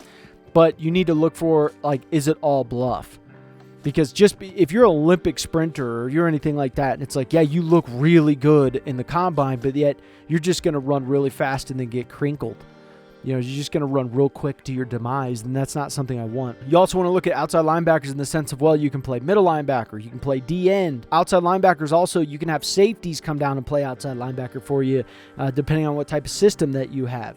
So it all depends. Like if you're in a 3-4 technique, right, you may want to look at some of these these outside linebackers and go, yeah, they'll be fine here. But if you're in a 4-3, you may look at them and go, dude, no, bro, you cannot cover nothing. You need to put your hand in the dirt and just chase the quarterback and running back. Like that's what you need to do. And so some of these guys, that's really what it is. So, and I got to say, just from looking at this, I am not impressed thus far with this draft class because it's day 3, guys. There's 2 first-round dudes. I'm not really seeing enough to where I'm like, this guy is amazing. He's an American hero here. Danny Anderson, marginal speed, but we know that he's a power rush guy. So he's 3rd in bench press, which I love that. Great jumping. He's not, what's sad is the offensive lineman who jumped higher than him was even better than him. So his pursuit, his block shedding is good. His power moves, his finesse moves are a C. So his power moves because he's a power move guy is what? Finesse is speed rusher, so power moves got to be at least a B, right?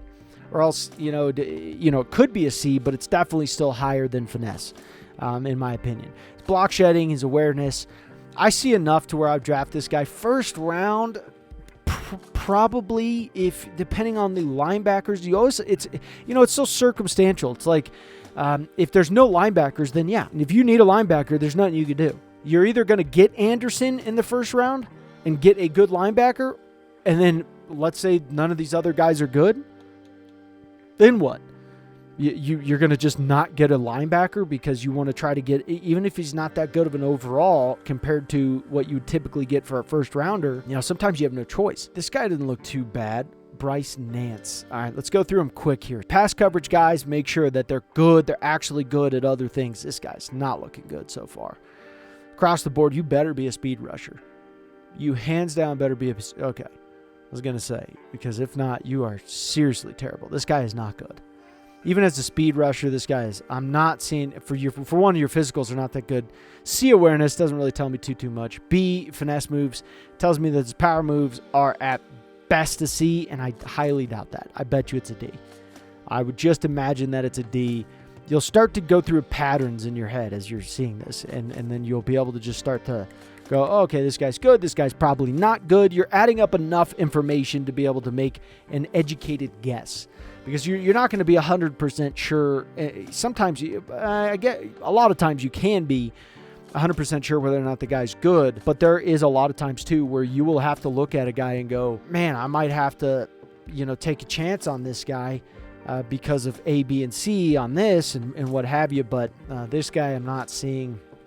His finesse moves are okay. His block shedding could be good. He could hit some big numbers, but looking at his physicals, I'm not seeing enough first to second round. I'm not doing that. There has to be no linebackers in this draft for me to go with those kind of physicals. Because just because you have good skills does not mean that you're actually that great. This guy's not looking too terrible here. You a power rusher? You're a speed rusher. Not that great at speed. Not that great. You're 23rd in speed. So are you really that great? What you say you're great at? Your B finesse moves. Power moves are C at best. Yeah, man coverage, not too terrible there. 3rd to 4th round, if there's no other linebackers, I would attempt it, but I just don't see him being, with those physicals, I just don't see him being that good, man. These linebackers suck. These outside linebackers, Anderson's the best one, and the CPU did not get that wrong. These other guys are mediocre. There better be better right outside linebackers or middle linebackers in this draft, because what I'm seeing so far is not great. This guy's a speed rusher, not a pass coverage guy, in my opinion. Pass coverage is more rare than it used to be, at least from what I've been seeing. Not strong. This guy's not strong. Yeah, mediocre. Mediocre here. I don't think anything like, for example, what are you, dude? You're a speed rusher and you're a run stopper. Run stopper. The one where they don't quite know where to put you. You're good, but not great. It's kind of your power moves are probably not, they're probably a D as well. Looking at his block shedding, tackle, okay, that's where you're starting to get the run stopper there. You don't have power moves. You don't have finesse moves. You're not like really dangerously fast. You have great overall speed, but your agility and your acceleration are mediocre. you know, this is a guy that you're like, I'm a project dude. I'm not seeing a lot out of these guys. This guy is good and the rest suck. Right outside linebacker's got to have something. What is this guy? Bone crushing hits. He's got all of that. Great. Speed rusher here. All right. Out of Louisville. Pretty solid. Pretty solid. Strong as well. I like this guy so far. Round 1. Finesse moves are an A. Injury, a little bit sketchy. Definitely not man coverage or zone coverage. From what I can see there, he is if those were both C's, that'd be great. I'd be great with that. I doubt those are C's. So to me, tells me that this guy needs to put his hand in the dirt. Right? He's not a bad. You could turn this guy probably into a pretty good D end or decent D end. Not like, I mean, could he be fantastic? Sure, yeah, he could. He could end up being pretty good. I like him enough, but it tells me that his hand needs to be in the dirt. Okay, because I'm not seeing, I mean, if his man coverage ends up coming out to a C, fine, that's pretty good. But for me, hand in the dirt. Good finesse guy, so good speed rusher. I like his speed rusher. If his power moves, the lowest it is a C2. Definitely put his hand in the dirt. I like what I see from this guy enough. So Gavin Hawley, block shedding 2. Yeah, I like this guy. I do. Even if he's not like a super high overall, I see enough out of him with his 40-yard dash, his combine, with his overall physicals, with his skills that I would take a chance on that guy, especially if it's an outside linebacker class like this, or if the DN class is not good and I really need a DN. This would be a guy that I would look at too, because if you look at some of the DNs as well, and you consider this guy like 6'4", 254, so right, he is a DN size. But in his 40-yard dash would be great for a D end. Like, I would definitely put this guy as a D end. And he's first on bench press. I like him. So, Hawley and the other guy, whatever his name is, Anderson. Mr. Anderson. Those two guys are so far my favorite dudes right there. I do like Hawley. I think you could put him in his hand in the dirt. I think he could create some havoc. So, looking at this guy here out of Arkansas. Dude, what are you, bro? Are you a freaking speed rusher, for Christ's sake? Oh, dude, you're not. You have crap written all over your skill set here. Just, I mean, finesse move's not bad, but Holly's definitely is going to blow you out of the dirt. Dude, that guy is, you can do some damage with that guy. I like him. The more and more I think about that guy, the more and more I'm just like, man, I could, even if his overall is not like super great, I could do something with you. I really could. I could make you into a beast. I really believe that. So he's worthwhile. It would be hard not to draft that guy, depending on the situation and my draft pick. First overall, not a shot. What is this guy? This guy's a power rusher too. His block shedding is a C, zone coverage, so it tells me too that this guy's probably either really bad. And he's not that good. Not good. Looking at his physicals, then popping over to this too. His hit power, his finesse moves are C to an F. Stamina's an F too. You got, yeah, I don't like you enough. Nope. Not having that. All right, let's go Randall Christie here. See what he's got. See what he has got here. Don't love it. You got to be a power guy, don't you? You're a speed rusher? Oh, it's not that good at speed rushing. Yeah, he's got a C block shedding. His awareness is a C to an F. Ugh. Not enough. Man, these linebackers suck. These linebackers are honestly just not great. What about this guy here? What about this guy here? Come on. He's a run stopper. Not terrible. Day 3 guy. Low overall. Not really that amazing. F power moves. Block shedding is a C. His hit power is a C. Tackles an A, which indicates run stopper as well. Man coverage, he could have a little bit of that. Yeah, I don't see enough out of this guy where I'm like, wow, this guy's a G.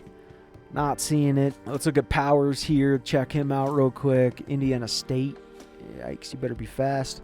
He's fast, but not that fast. He's weak as well. He's fast, but weak. It says great speed, but yet his 40-yard dash, too, is not even top 10. His bench press is abysmal. This guy's like play recognition guy. I think you could do something with him, but I don't see him being like absolutely dominant, because why are you not a pass coverage guy as well? I mean, yeah, this guy so far is one of the better guys. At least I think that overall-wise, some of these guys could be slightly higher overall than Powers, but Powers obviously is a little bit more sufficient. This guy is kind of intriguing there to see what he can do there, but let's go physicals. Yeah, not super jazzed up about you, my friend.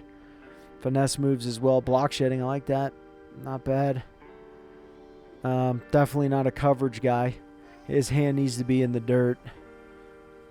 Yeah, if you put his hand in the dirt, this guy could possibly do some good stuff. So Banks, I like enough. You know, determine whether or not the guy's actually a linebacker or like literally an end, and however you want to slice it. Linebacker 3-4 or 4-3 end. This guy's got elite speed, mediocre strength, finesse moves not good, man coverage is a C, A tackle awareness. Are you a run stopper? Not too terrible. I mean, is he just like off the charts? No, but you know, you could do stuff with this guy. You could day 3, yeah. There's ways that you could turn this guy into. I mean, B stamina, injuries an A through a C for one. Even if he's like a 66 or 60, if he's a C awareness, certain things like that, and a D play recognition, you know, his overall is probably not going to be the most fantastic. His finesse moves, not really there. Power moves, doubt that they're there. Tells me that this guy is like, he's not bad, but obviously he's not like stand out crazy, because you know, another thing you got to remember is like you may have to look at it and go, maybe I should put a safety down at outside linebacker if I'm using a potential run stopper. I mean, you can get a 6'2", 220 safety. I mean, that's big enough to do what you need to do, run stopper. Here, this guy is a short guy, but a unit as well. So let's go to the physicals here. Come on, pop over those physicals. Okay, but he's got elite speed, and this combine doesn't really support his speed so much, even though it's not too bad. It's top 10, so his speed is top 10. Bench press, he's in the top 15 of his bench press. No, my lord, he is a complete coverage guy, and he's not even a pass coverage guy either, because for whatever reason. So it tells me that he's a scary one to draft. Could be good, but man, you're not a pass coverage guy. You're a run stopper as well. Yikes. You could be pushing that envelope pretty big there. I mean, definitely could. Not bad, but some of these guys, this is not a great outside linebacker draft class. In general terms, both left and right. Just not the best that I've seen. This guy's solid. So a couple of these guys I like, but yeah, really pushing it. When you start to see you have no finesse, if you have at least some of that and you're a pass coverage guy, then, and you're talking like your top 5 in your 40-yard dash, but then even your strength is not too terrible. But if your strength is like way down the list, and yet you're fast and all that, that's great, but you are not that great of a linebacker. You need to have at least marginal strength. You need to be hitting some better numbers than that. So some of these guys look good, but you know, I would maybe take a chance on a couple of them, but I would say that it's going to be a hit or a miss on some of those guys there. So Holly, I like. It's just, and this is so cliche that I like the top 2 guys, but it is what it is. I mean, Madden truly didn't get it that wrong. Some of these other guys, I think maybe it wasn't Powers. Some of these other guys, Robinson, I believe it was, run stopper. I could be wrong. I forget the names already. But yeah, so for the most part, you want to be careful. I want to see some strength. I want to see some level of at least speed rusher, finesse. I want to see at least, you know, if you're having both Fs, that's a scary indication to me that it's like you are really, really just in this small window of coverage, and you're not even like that amazing at coverage. So to me, you could be a 65 overall. You could end up being a 71, but still, you know, some of these guys you're playing with fire. So learn what are they? Are you a pass coverage guy? Can you even do anything else? No. Okay. Well, then are you a really good pass coverage guy? Kinda. You know what I mean? Like, so you're looking at it in that regard. Are you like Holly, where it's like, hey man, you should have your hand in the dirt at all costs? So Danny Anderson ended up being not too bad. This was a horrible outside linebacker class. I mean, it was really not good. And I forgot to do the middle linebackers in this. So I got to redo a whole nother middle linebackers here. Outside linebackers in general, really the best guy. Some of these other guys you could look at and be like, here and there, it was okay. Best guy was Gavin, and the other guy, pretty easy to see with those two guys. The rest of these guys was just like you're trying to find something here and there, and yeah, it's just there was not a lot of great dudes on outside linebacker. I gotta say, the outside linebackers in this was probably the weakest I've ever seen. Honestly, terribly weak. So there's three archetypes of middle linebacker. There's run stopper, there's field gen, and pass coverage. Pass coverage guys, if you find some really good ones, those guys are going to be some of your most valuable guys due to the speed. They're kind of like strong safeties, move down. Strong safeties are also fantastic at linebacker. Same with free safeties as well. If you get a run stopper, they could be some of the best linebackers that you ever had in your life. Pass coverage guys, the one big thing about them is pass coverage guys are just, they're a different breed. Okay, it's much easier to take a pass coverage guy and to build up his run stopping than it is to take a run stopper or field gen and to build up his pass coverage majority of the time. Now, there are some rare players out there to where you'll find that they're fast and they're actually not too far off with their pass coverage than their main archetype. However, pass coverage guys, if you get a really good guy, it's just, it solves a box for you that is massive. You know, if you get a guy who can lock down a tight end, who a really good tight end, and he can play with them and shut things down, you know, that's very hard to find. So just some notes here for you guys to just be better at drafting, and then let's jump into the next part of this and just keep crushing it. Now, first and foremost, when it comes to every one of these positions, the first thing that I'm looking at is going to be the ratings. I want to see the ratings look good. If the ratings don't look good, I'm out. Majority of the time, I'll still look. I'll check out the combine, but immediately I have my doubts and I'm going, this guy's probably not going to be very good. Ratings are the first and foremost. Ratings tell a huge story. It's not end all be all, but it is something that is the number one thing that I'm going to look at first and foremost. I want to see good and above across the board. Okay? That's really what I want to see. There's certain things like COD. Do I care about if you have COD? Not necessarily, but I'd like to see that you're decent at it compared to the other guys. Because what you got to understand is, even the combine and all that, who are they comparing you against? Are they comparing you against a running back? No. They're comparing you against another linebacker. So I want you to be good. If I were to compare his COD to a running back, yeah, it would probably be abysmal. It'd say poor or abysmal. It'd say terrible. It'd say worst ever. No, we're comparing it to linebackers. So when it comes to the college pro, the NFL combine and the college pro day, I'm looking for those to match up. However, the college pro day, you're going to see guys that are, like, for example, here, 40-yard dash in the NFL Combine, I look, it's a 4.6, right? He was 7th. I look at the College Pro Day. That's probably because certain guys also didn't run in the Combine. And then once they ran their College Pro Day, you can see he actually ran faster and moved down some spots. That's okay. You know, that's fine with me. I don't know how his broad jump, maybe he twisted his big pinky toe or something. I don't know. However, it's just, you know, it is what it is. I'm looking for it to match up. So what I see with this guy here, I know he's a run stopper. Now, take this into consideration with what the archetype is. I'm not going to always look at the physicals and just say, oh, wow, well, this needs to be absolutely perfect in every category, because you got to realize you're matching it up with what? The archetype. If you have a pass coverage guy, his speed should be better than a run stopper or a field general on average. If it's not better than those, well, is he really that good at pass coverage compared to some of these other guys that may be able to tell you something? If it just says good, solid, and good, well, I need you to be a little bit ahead, or how are you going to be able to do the position? Like, if you're a run-stopping D-tackle, well, if you're poor in strength, well, you're not going to be very good at run stopping, are you? You know, pretty self-explanatory there. I'm looking at this guy. I know he's a run stopper. I know he's got some decent speed. This guy appears to be really good. And when it comes to the skills, I'm looking, tell me what you can tell me, and then from there, I will just try and break it down and get an assessment. I'm going to match up his skills, okay, his ratings. He already passed on the ratings. His combine, he passed on the combine. He's top 10. That's what I'm looking for, around top 10. I go to the skills here. I know he's got B hit power, okay, that goes into run stopping. Pursuit's a C, play recognition's an A, so I know he knows his hand from his foot, for one.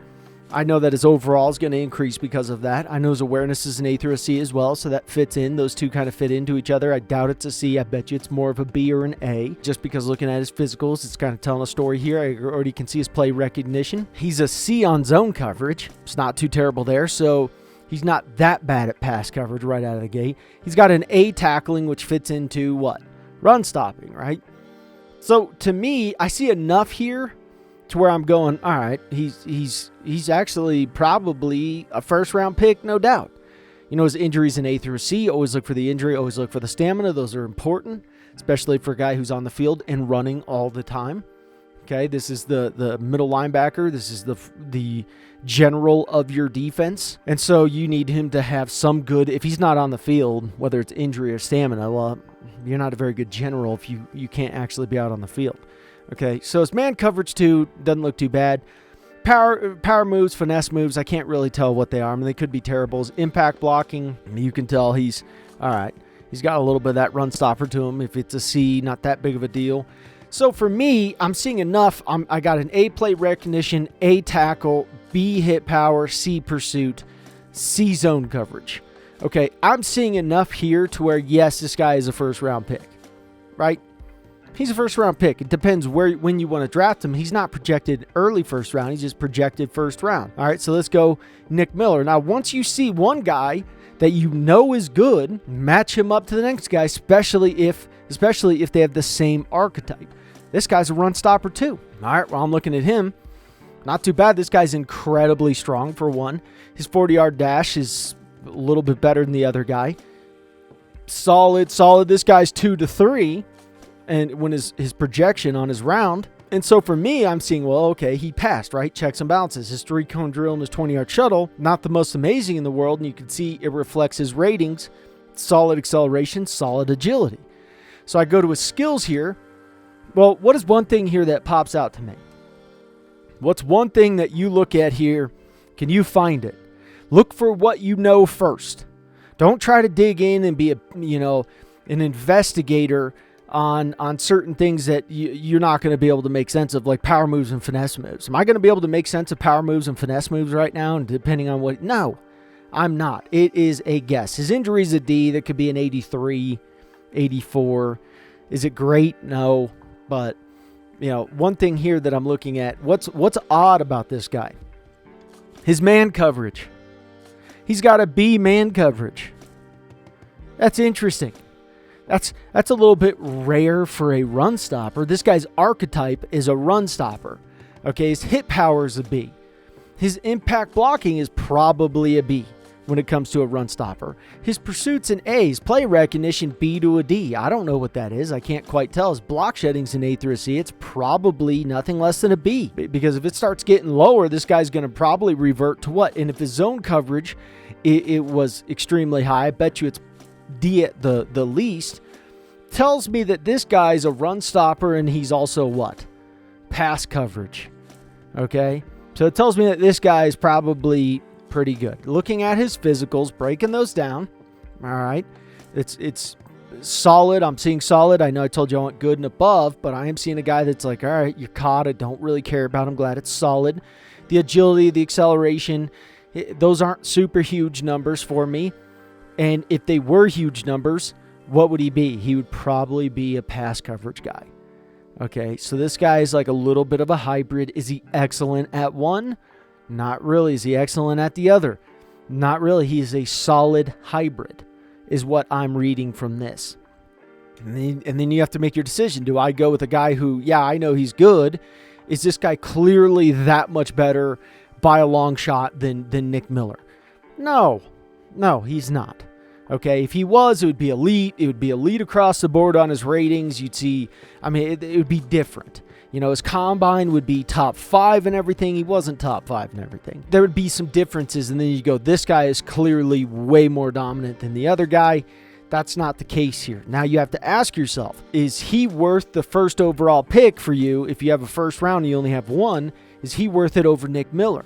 Well, that's up for you to ask at that moment in time. Now, this guy's 3rd to 4th. I'm looking to the right. I see some block shedding stuff. I'm seeing some things that tell me that this guy is more than likely a decent player, at least from the looks of it. Now, he's definitely not as fast. He's 4.69. He's 20th. Okay, I'm seeing why he's dropping. This guy's not too bad across the board, but it tells me that this guy's probably what? An actual run stopper to the T. Is what it is. Because you look right here, block shedding's an A, play recognition's an A. His hit power is probably a B. Awareness, you already know it's a B. Play recognition, so you know his overall is probably going to be decent. He's not a pass coverage guy. He's better at zone than he is at man by far. So, to me, I like Miller a little more, but I think Madden actually got this correct. I'm seeing his injury A through a C, stamina A through a C. You know, certain things, his power moves, finesse moves, you can't really break that down because you don't get enough out of him. If it was an A through a C, you'd be like, okay, this guy's pretty good. If I'm seeing all this and I look and I see finesse moves and power moves A through a C, that's probably pretty good. You know, what are some added bonuses? Well, catching, that's one. Man coverage at a higher rate. Like the other guy's man coverage here, Nick Miller being a B, tells me, I'm like, all right, you intrigued. You're intriguing to me. Okay, so let's go to another run stopper here. Let's check him out and see if we can break him down. Now, he's solid across the board. What's not good, his bench press is fantastic as well, but his acceleration is marginal. Okay, change in direction, his COD is decent. His jumping is elite. I'm so pleased that was what is elite. But everything across the board, even on his combine and college pro day, is actually not bad at all. You know, he ran a much faster college pro day 40-yard dash time, which is intriguing. Block shedding, B. Look for what I know. Hit power, B. Finesse moves are a C. Are finesse moves directly correlated to, like, if I see that his finesse moves are high, and I'm looking at his power moves too, already knowing what I know here. A, tackling. B, block shedding. D, man coverage. His zone coverage is a little bit better. That's to be expected. Is he a pass coverage guy? Not likely. Right? He doesn't have the speed for it. His man coverage isn't there. His zone coverage, he's not the pass coverage type guy. And this guy's got the hit power. Can we assess that he is good or at least decent at run stopping? Yes, we can. The tackling, the block shedding, the hit power are indications right there. What's an added bonus on there? His finesse moves being a C. Tells me that this guy's worth a third-round pick. You know, it tells me that this guy probably could even be possibly a second. All right, because you're assessing it and you're looking at it and going like, okay, yeah, marginal, but is he that much worse than the other guy? No, not like, just break it down. Understand what you're looking at. Don't complicate things. Okay, he's a run stopper. Should he have finesse moves or in power moves A through a C? At the worst, if they're both C's, that's pretty good. I'll take it. God forbid if you get an A on that. Well, this guy's, if you move him over to outside linebacker or something, he probably could end up being a decent power rusher. You know, like there's different ways to do this and to understand it. So let's go for Bronson here. So far, I'm really liking this linebacker class. It's actually pretty impressive to me. I do enjoy it. Now, this guy's a little bit different. He's a field gen. What do I see here immediately that I'm like, wow, right off the bat? Speed, look at that elite. 4.49 and then he ran a 4.43. Those are drastically different times, by the way. That is a massive difference, and that's pretty big.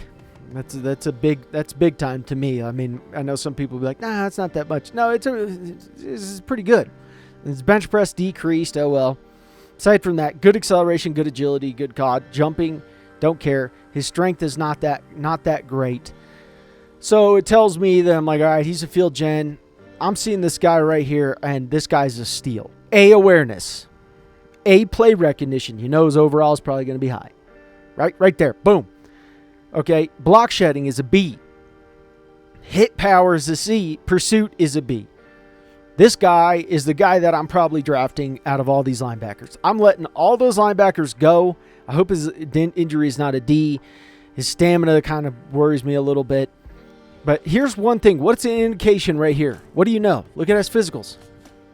Elite speed. You know he's a fast middle linebacker. There is no doubt that Bronson is fast. And when I look over to the right and I see the skills and I go, okay, well, I know he's a field gen, right? He's really very cerebral. But you have a man coverage and a zone coverage that are telling me a little bit of a story. Would I expect him to have finesse and power moves?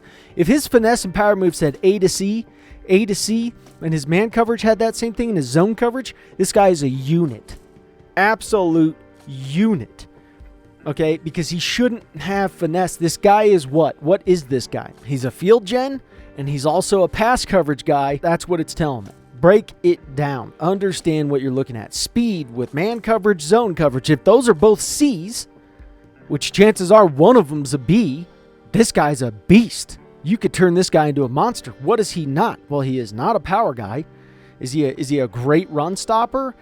Well, he's not too bad. If you're looking at his impact blocking, he's an A through a C. If you're looking at his block shedding, that's a B.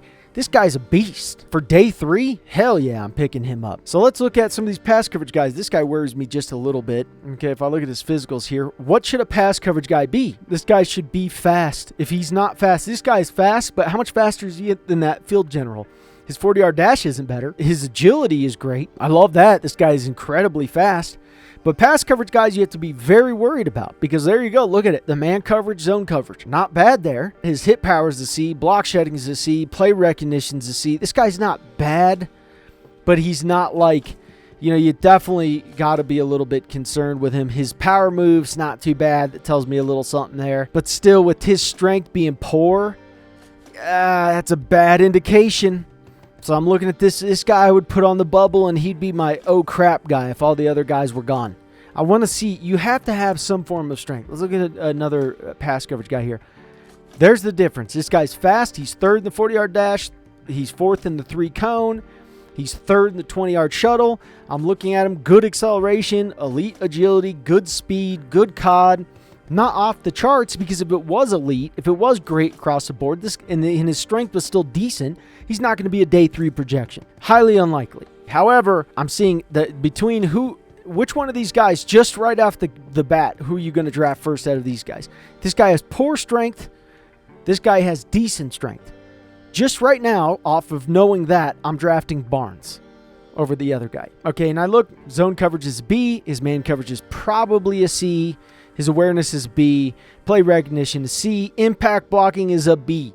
Okay, added bonus, because that's not typical for a pass coverage guy, and his hit power is a C. So it tells me this guy's a pass coverage guy. He's not too terrible at run stopping, at least from what we know. This guy, day 3, I draft him. Another pass coverage guy here. Okay, we're seeing block shedding. His pursuit isn't really that good. That's a little bit of an issue. Now, this guy is marginal strength. Okay, so right away, out of these 3 guys, just looking at the physicals, who are you drafting? Which 2 guys are you drafting? Lewis is going to be the last because of his strength. Kramer is marginal. The other guy is decent. Elite speed, good, blah, blah, blah. We don't have the combine, so we got to just look at it here. Awareness is a B. C tackle. All right. Tells me that this guy, his impact blocking is not too terrible. His finesse moves, all right, not too bad there. I know he's a pass coverage guy, and I don't know. It's B through D for his man. Zone coverage, you don't really know with this guy. So with what I would know, I'd look at his awareness. I know his overall is probably not too terrible. His play recognition's a C. It's not the worst in the world, but at the same point in time, I don't know how absolutely fantastic he is, and my controller died at the worst time. Okay, so to finish this off, this guy's looking okay. Is he looking great? No, but he's looking okay. Awareness, play recognition, he's all decent. His ratings are good, so it tells me, if I'm looking at his ratings and I'm like, wow, that's pretty good, that's not bad at all, and I'm looking at his skills and they're mediocre, it tells me that this guy's good, but he's probably what? A low overall. Right. So Kramer, last guy on my list. Barnes is better than Lewis. Barnes is also better than Kramer. So if I'm going with a guy, it's going to be Barnes. If I'm going to try to get another pass coverage guy, it's going to be Kramer. Going through, I think, was Bronson the guy who's really fast? Let me double check real quick. This guy might be my number 1. I like him. Yeah, number 1. My number 1 guy right here. This is a guy, even if his overall is lower than the other guys, which I expect it to be that way, he's still the guy I'm going with. Okay, and then the rest of these guys actually were all good. I mean, I'm kind of shocked, but all of these guys, you couldn't go wrong with drafting any of these guys, in my opinion. Weber, not worth it. Miller, all these guys are not worth it just because Bronson had the speed. He's the field gen. He's kind of a little bit of a hybrid. I like him the most due to his speed, and so he would be the guy I'd go with just due to that speed alone. He would definitely be the guy, whether it's user play simulation, you could turn him into a pass coverage guy, and all that. So let's go to the end of the draft and figure out who is the dog of dogs. All right, so let's check out the middle linebackers here. I did draft one of them, by the way, and I do love him. I drafted the one I was telling you guys about. All right, so let's look. Lewis, not bad with his speed. Look at that speed. I do like Lewis's speed for sure, but I like Kramer a little bit better. There's some things I like about him. Barnes ended up not being bad. Look at that speed. You could do something with that speed. Okay. Yep, same thing. Those guys were not bad. Hobbs, not bad. Bronson was my boy, and I drafted him early just because I truly believed in him, and I wasn't kidding you guys when I told you that. This guy's speed, overall fantastic. Wish his agility was a little bit better, but for the most part, I mean, his awareness, everything about this guy, I really enjoy him, and he's also a hidden dev. So for a day 3 guy to be a hidden dev, I'd say that's pretty fantastic. And then the best middle linebacker, he was only at a 76. Not too bad. However, I like the fact that Bronson can cover. Bronson's covering ability is a great ability. And so I like the fact that he has that. And then when we open him up, you can see he is basically a hybrid of all 3. You're seeing the pass coverage is not too far. I was telling you guys his pass coverage was close. And he's even got that run stopper too, which is an added bonus on top of it. So I knew he had pass coverage. I knew he had field gen. Run stopper wasn't far off either. This guy's a complete package. You can do anything you want with this linebacker. It is not hard to convert him in any which way. This guy is a hybrid to the nth degree. Okay, so I love it. You're going to look at guys like this that you'll say, hey, I may want to draft this guy over some of these other guys because what I can do with them. Even if you're not 100% correct and you're like, hey, I really thought he was number 2 on pass coverage. But you're talking like he is right there with all 3 of them. Absolutely beautiful. And this is something you guys can all pick up on.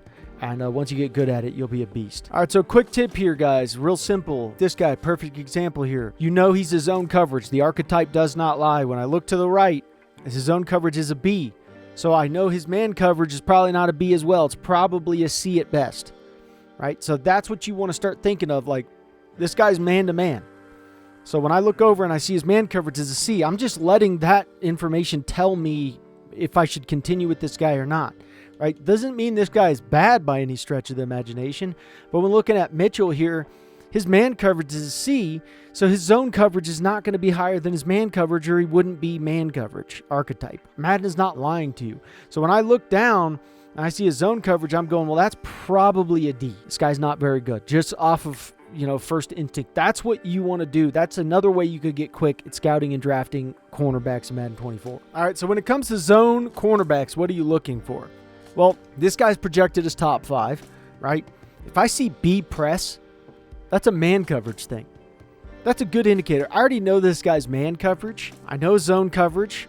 If his zone coverage said A through a C, then I'd be a little bit more skeptical, right? But the fact that he's also got B press coverage, huge indicator. Now, if you got good catching as well, another good indicator. I want to see speed just because you may have a decent overall, but if you don't have speed, if you're not top 10 in the speed category, top 5 preferably, then I'm going to have to put you at safety to counteract that speed, right? Because if you're an 86 speed, 87 speed as a cornerback, and you're going against some dude who's a 95 or something like that, and you don't have safety over top for whatever reason, you're done. You're toast. I don't care what your man coverage is if you can't keep up with them. Okay, that's as simple as that. So, big, huge thing, too, looking at physicals. I want to see the ratings, positive, great, elite. The jumping, all of this, I want to see the COD. I don't care as much on the COD. It's an added bonus. I want to see your strength relevant. I don't care what cornerback it is, slot, zone, man, doesn't matter. I want to see the relevant, right? So this guy has a little bit of everything. He's got that tackle in him, his block shedding too. Just like play it out, okay? I know he's zone. I'm looking at that press. I know you got a little bit of man in you too. He can go and square up on that man a little bit. Is he perfect with it? No, but he can square up on that man. It's telling me right now Durham's a beast because he's hitting some things. His catching, not bad. It's not a knock. Anything below that, all right, I'm starting to see a knock there. Now let's just add up the things we don't know. So I'm looking at his block shedding. If that's a C, I'm still okay with that. That's a B, I'm way okay with that. Play recognition, a little bit of a knock there. But I'm starting to see that his other attributes are actually pretty freaking good. So, play recognition, a little bit below in there, but I can get that up. If that's an F, yeah, that would suck. But his awareness to A to a C, I just don't think this guy's going to be bad because I'm seeing enough here. His injury is a little bit scary, and his stamina is not the best, but I like Durham. I think Durham is a top 5 pick. He's really good at zone. He's telling me he's really good at zone. This guy here, I'm not 100% sure how good this guy is. His press is a D. So it's definitely off. He's not as good as the other guy, Durham. He's solid across the board. All right, your combine kind of sucks if I'm being realistic with you. Catching is an A, added bonus. But for the most part, I'm seeing a lot of things that I don't know. His zone coverage is probably a C at best. Probably, you know, could be a D because his press coverage is just really not that great.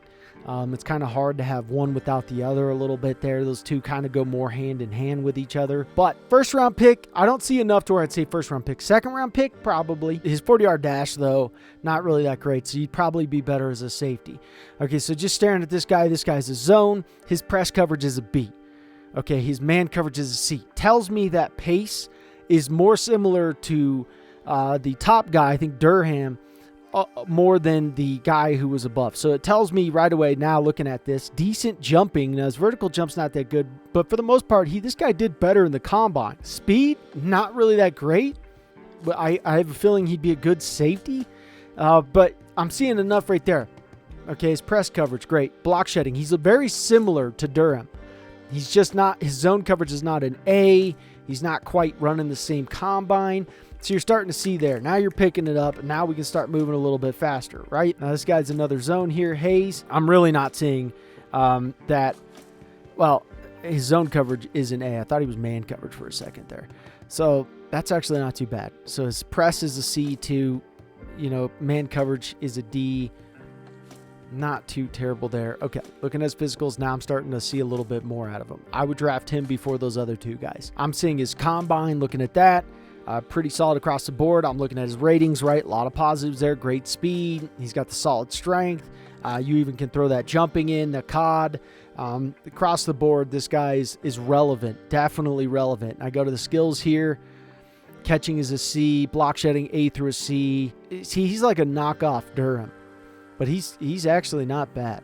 His tackle's a C as well. Yeah, I'd go with this guy before. I'm seeing enough, you know, with his physicals and matching it up, seeing that A zone. This guy's good at what he says he's good at. This is the guy I must have been looking at. This is a guy who must have got you confused with your man coverage. Man coverage sucks. Not really that great. He's not bad in his ratings. His combine, bench press, not relevant there. He is fast. I will give him that. Completely flopped on his 40-yard dash and what have you. But then looking at the skills here, press is a B to a D, stamina's an A, I like that. But block shedding, C to an F to catching. This guy, I'd be really hard pressed to go with this guy in the second round over, I don't know. I don't see enough. If your man coverage was a B, now we're talking. But you're really not even that great at man coverage, so I don't like this guy. I'd pass on him. Okay, Finney, man coverage is a C. Press coverage is an A through a C. I'm not seeing enough there. This guy, I would more than likely pass on Ross, but Finney, I'm not seeing enough here. Let me try to look for another guy that I can see. That's okay. This guy's a little bit intriguing because he is a slot guy here. I like seeing this. Catching, okay, his press coverage, his zone coverage is B through D. I know his man coverage. I already know what I see there. Marginal speed, though, this guy's going to have to probably be a safety because he's going to be a little bit slow. And I know his awareness, catching. So this guy's not, he's worthwhile for the 3rd to 4th round. He's worthwhile. His marginal speed, because if that was higher, he's probably not going to be 3rd, 4th round. But he's slow. He's good, but he's slow. Decent strength, okay. Agility, he's fine there. He's getting into the slot. This is why I can see why you're now a slot type of player. I see enough out of him to where I like him, okay? I like him. Decent enough ratings, 3rd to 4th round. Consider it based on the round. Okay, his 3-cone drill, 20-yard shuttle, zone coverage. We know his man coverage. His zone coverage could be a C as well. I don't think it's a D. All right, it could be a D, but I don't think it's a B, is what I'm saying on the zone coverage. Catching is an A, good indicator. Yeah, I'd draft that guy 3rd to 4th. I'd draft him. Okay, Forney. You're man-to-man, you're not even that good at man. Slot guy here, Archer. Slot guy, not too bad. He kind of looks like the other guy, too. You're going to start to see patterns here. His press coverages. He's okay, so you're seeing what's his big issue there? Well, his acceleration is not really that good. His acceleration kind of sucks. C to an F awareness. This guy is day 3. Take that into consideration. Okay, tackle is a B. Catching is a B, good indication. Man coverage, not bad there. Stamina, his block shedding is an A through a C. This guy is a potential, yeah. This guy is a potential day 3 guy. 5th to 7th round, I think you could take a chance on that guy. Man-to-man, no. Sheed, this guy's man-to-man. This guy would be a guy that I would look at just because you don't quite know what you're seeing here. His press is a B. I'm seeing some decent indicators, but then right here, I'm starting to see some negatives. Decent, marginal, decent, solid strength, that's good. His man coverage could be a little bit higher. So his man coverage, this guy is a little tricky here because his zone coverage, his man coverage has got to be a B, but man, his physicals kind of tell me that this guy is not that great. And his combine's kind of hinting to me that he's like, yeah, he's okay at best. I'm not getting enough out of him. Man-to-man, his zone's an F. If I start seeing Fs like that, too much F on catching, I'm going to pass on him. This Harold guy, though, is looking a little bit intriguing to me. A press, and he's a zone. That press coverage tells me that's intriguing to me when I see that you're a zone. Marginal speed, that's why you're not so high of an overall, my friend. Or that's why you're not so high in the draft. You're potential undrafted? Definitely going with this guy. Potential undrafted? No way. Easy peasy. Going with this guy for sure. His man coverage is D, but still enough to where I'm seeing like that. This guy go with for sure. You're good at what you say you're good at. Your press coverage, your zone is a B to a D. It could be a C, but still, that's not even that terrible for an undrafted guy. And your press coverage is an A, your catching is a B, and his physicals aren't even that half bad. Yeah, I'd be going with him. So let's go to the end of the draft and figure out how good these guys are. All right, let's check out these cornerbacks. Durham's a beast. Love it. Absolutely love it. Bradham, too, ended up not being too bad for a 7th round pick. You can find these guys. I didn't really scope too much down the list, but I did find Pace. Not bad with Pace here. Archer didn't end up being too bad. Hayes, Jonathan Hayes. That's a good pick. 2nd round. Can't complain with that one. Forbes, Harrell. Nice. Davis. Another good one there. And Wolf. Not bad. Not too bad. But yeah, as you can see, you start to just, let the guys tell you how good they are and you'll be fine. So let's show you guys how to scout and draft Superstar X Factor free safeties and strong safeties. So first things first, safeties go all over the field. That's why we tell you to have a scout that covers safety. You can play linebacker with them, right outside linebacker, left outside linebacker, middle linebacker, depending on your scheme and defense. They can also play free safety, strong safety, obviously, and they can also play cornerback. So you're getting like a 6-for-1 deal almost with safeties. It's amazing. It is actually amazing. So zone coverage guys, they can play corner. Sometimes they can play linebacker. It just depends. You got to be able to break them down and look. Hybrid guys can play corner, and they can obviously play safety. Every one of these guys can play safety, so I'm not even going to really mention safety. Run support guys, typically if you have a fast guy, run support guys, you're going to notice that they're going to be able to play your linebacker position. They're usually a little bigger too. You may be able to look at their size and go, this guy's zoned, but he's actually pretty big. Now looking to the right, big indication, one thing I'm looking for is to see, okay, like this guy's a hybrid, his man coverage is a B, and I'm looking at his zone coverage, it's an A through a C.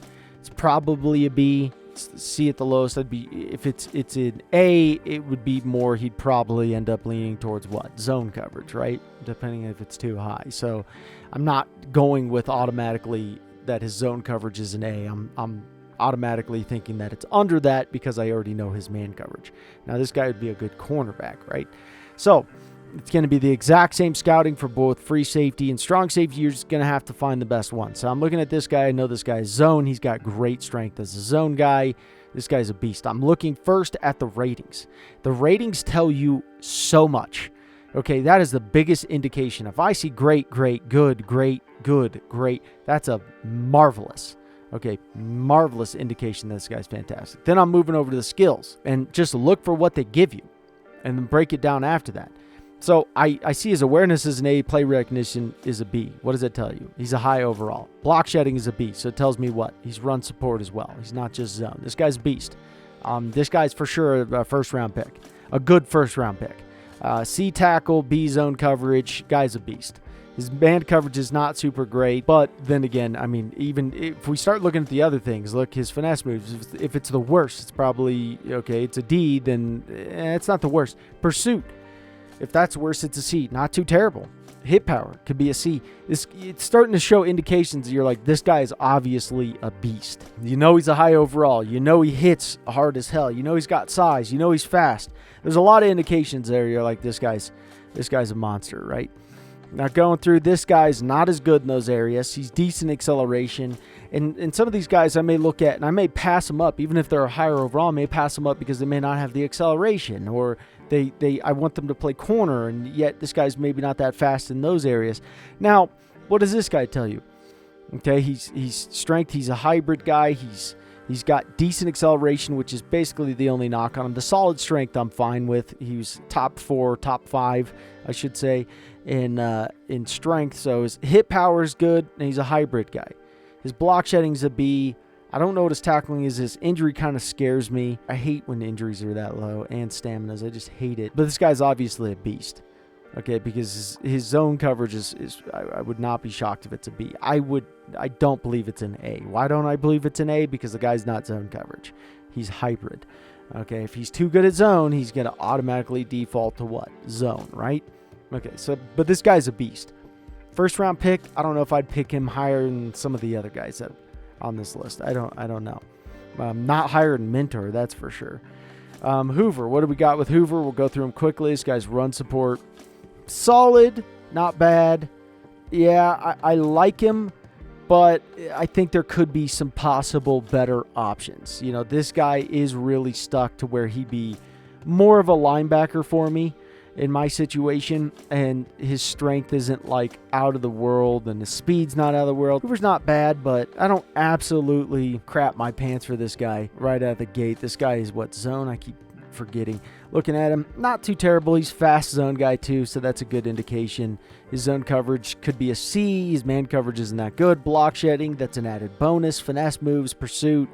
Finesse moves aren't really a huge indication. It's just an added bonus. That's one of those that are added bonuses. Your basic ones are going to be block shedding is like tells you a good story of run support. Tackling helps you with run support. Your coverage is coverage, right? That's not an added bonus. Okay. Things that are added bonuses would be like play recognition. The reason I say that is just because then that goes more into his overall. Like that's where you start to get indications of overall. This guy's stamina is a little bit cheeks, so I'm kind of worried with that. I like Hoover. I like Arrington. I like Mentor. I would draft Mentor first without a doubt. Arrington, I draft him more as a cornerback guy. Don't love his speed though, so his speed's not too terrible there. Looking at this guy here, let's check him out. Alabama guy. Pretty solid across the board. I like what I see here. Decent strength as well. If we look at he's not as fast as I would like him to be, but he's still good. Is this guy good? Yeah. His pursuit's an A. Hit power is a B. What is he, a zone too? He's a zone. So his man coverage is a C. So zone coverage is probably a B. This guy's got a little bit of mixed potatoes going on there. He's good. And the reason he's good is because you know he's zone coverage, right? His man coverage is a C, so zone coverage is probably a B. His pursuit's an A, so it tells me this guy, that's an added bonus, and that's a great added bonus. Like, that is just one of those, it's like, you know, pursuit is in the DNA of the safety, but when you see it that high, it's like, whoa, that's an added bonus. Because even if it was a C, the pursuit, you could, you know, it doesn't mean that the guy's not a good safety. And his hit power is a B. Block shedding is a C, so it tells me this guy's kind of a little mixed bag of goodies. His injury is a little concerning for me. Just a wee bit concerning, but this guy's good. I like him enough. I would draft him over Hoover, and I would probably, it just depends because this guy's man coverage is pretty solid. Now, what's his speed? His acceleration is decent. His injury is a C through an F. Both these guys are a little bit, I like both parts of them. This guy's going to be easier to get because he's later. This guy's going to go first. I probably wouldn't go with Arrington that early. I'd go with Henley. And yeah, so then we'll go to Beckham here, check Beckham out, and see what Beckham has to offer. Now, this guy's looking really good because of his speed. Okay, and what is he again? He's hybrid too. He's very fast. I like this guy. Not super strong in his bench, but not bad at all. Block shedding is a C. I like this guy. Definitely second round going with this guy. Hit power is a B, and he's a hybrid. Block shedding is a C. I like what this guy has to offer because of his speed. I like him quite a bit because he's super fast. I know he's a hybrid, but then he's got B pursuit, which is great to see. His injury is at risk, but hit power is a B, and his man coverage is an A through a C. So, and you know his zone coverage is an A through a C too. So if those are both C's, not the best, but if they're both B's, this guy's a beast. I like him. I really like him. He is fast as well. This guy is fast. He's got strength. So Beckham, I like. Some of these other guys might be higher overalls, but that doesn't mean they're good for your exact system. I'm going to strong safety here. Logan, we'll just quickly go through these guys. We know he's a hybrid. I like him. I do like him. I just don't know if I'd go with him over some of those other guys here. Let's look at Clancy here. Not bad. Okay, not bad. He's run support, strong guy, hit power. This guy's a decent overall. Decent overall. Whether I'm going to go with him first or whatever, I wouldn't go with him over those other guys. I like this guy's speed too. What is this guy? He's a hybrid. This guy's a big hybrid too, and he's super strong. I'm going with this guy for sure. This guy's late first, no doubt. First to second, early first, it depends how early. Mid first, yeah, I'd still probably go the mid first. This guy's a beast. This guy is a beast. I love him, but his stamina a little bit concerning. But Jesus Christ,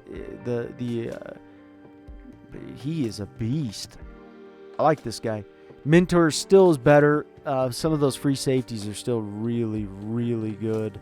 I like that guy quite a bit. Now, this is a run support guy here. Good speed to him, not as strong. That's where the indication worries me. This guy's got the juice to him, and he's good because if you look at his physicals, he's decently fast for a run support guy. Strong, but some of those other guys are even stronger, which is crazy. That a hybrid guy is stronger than him.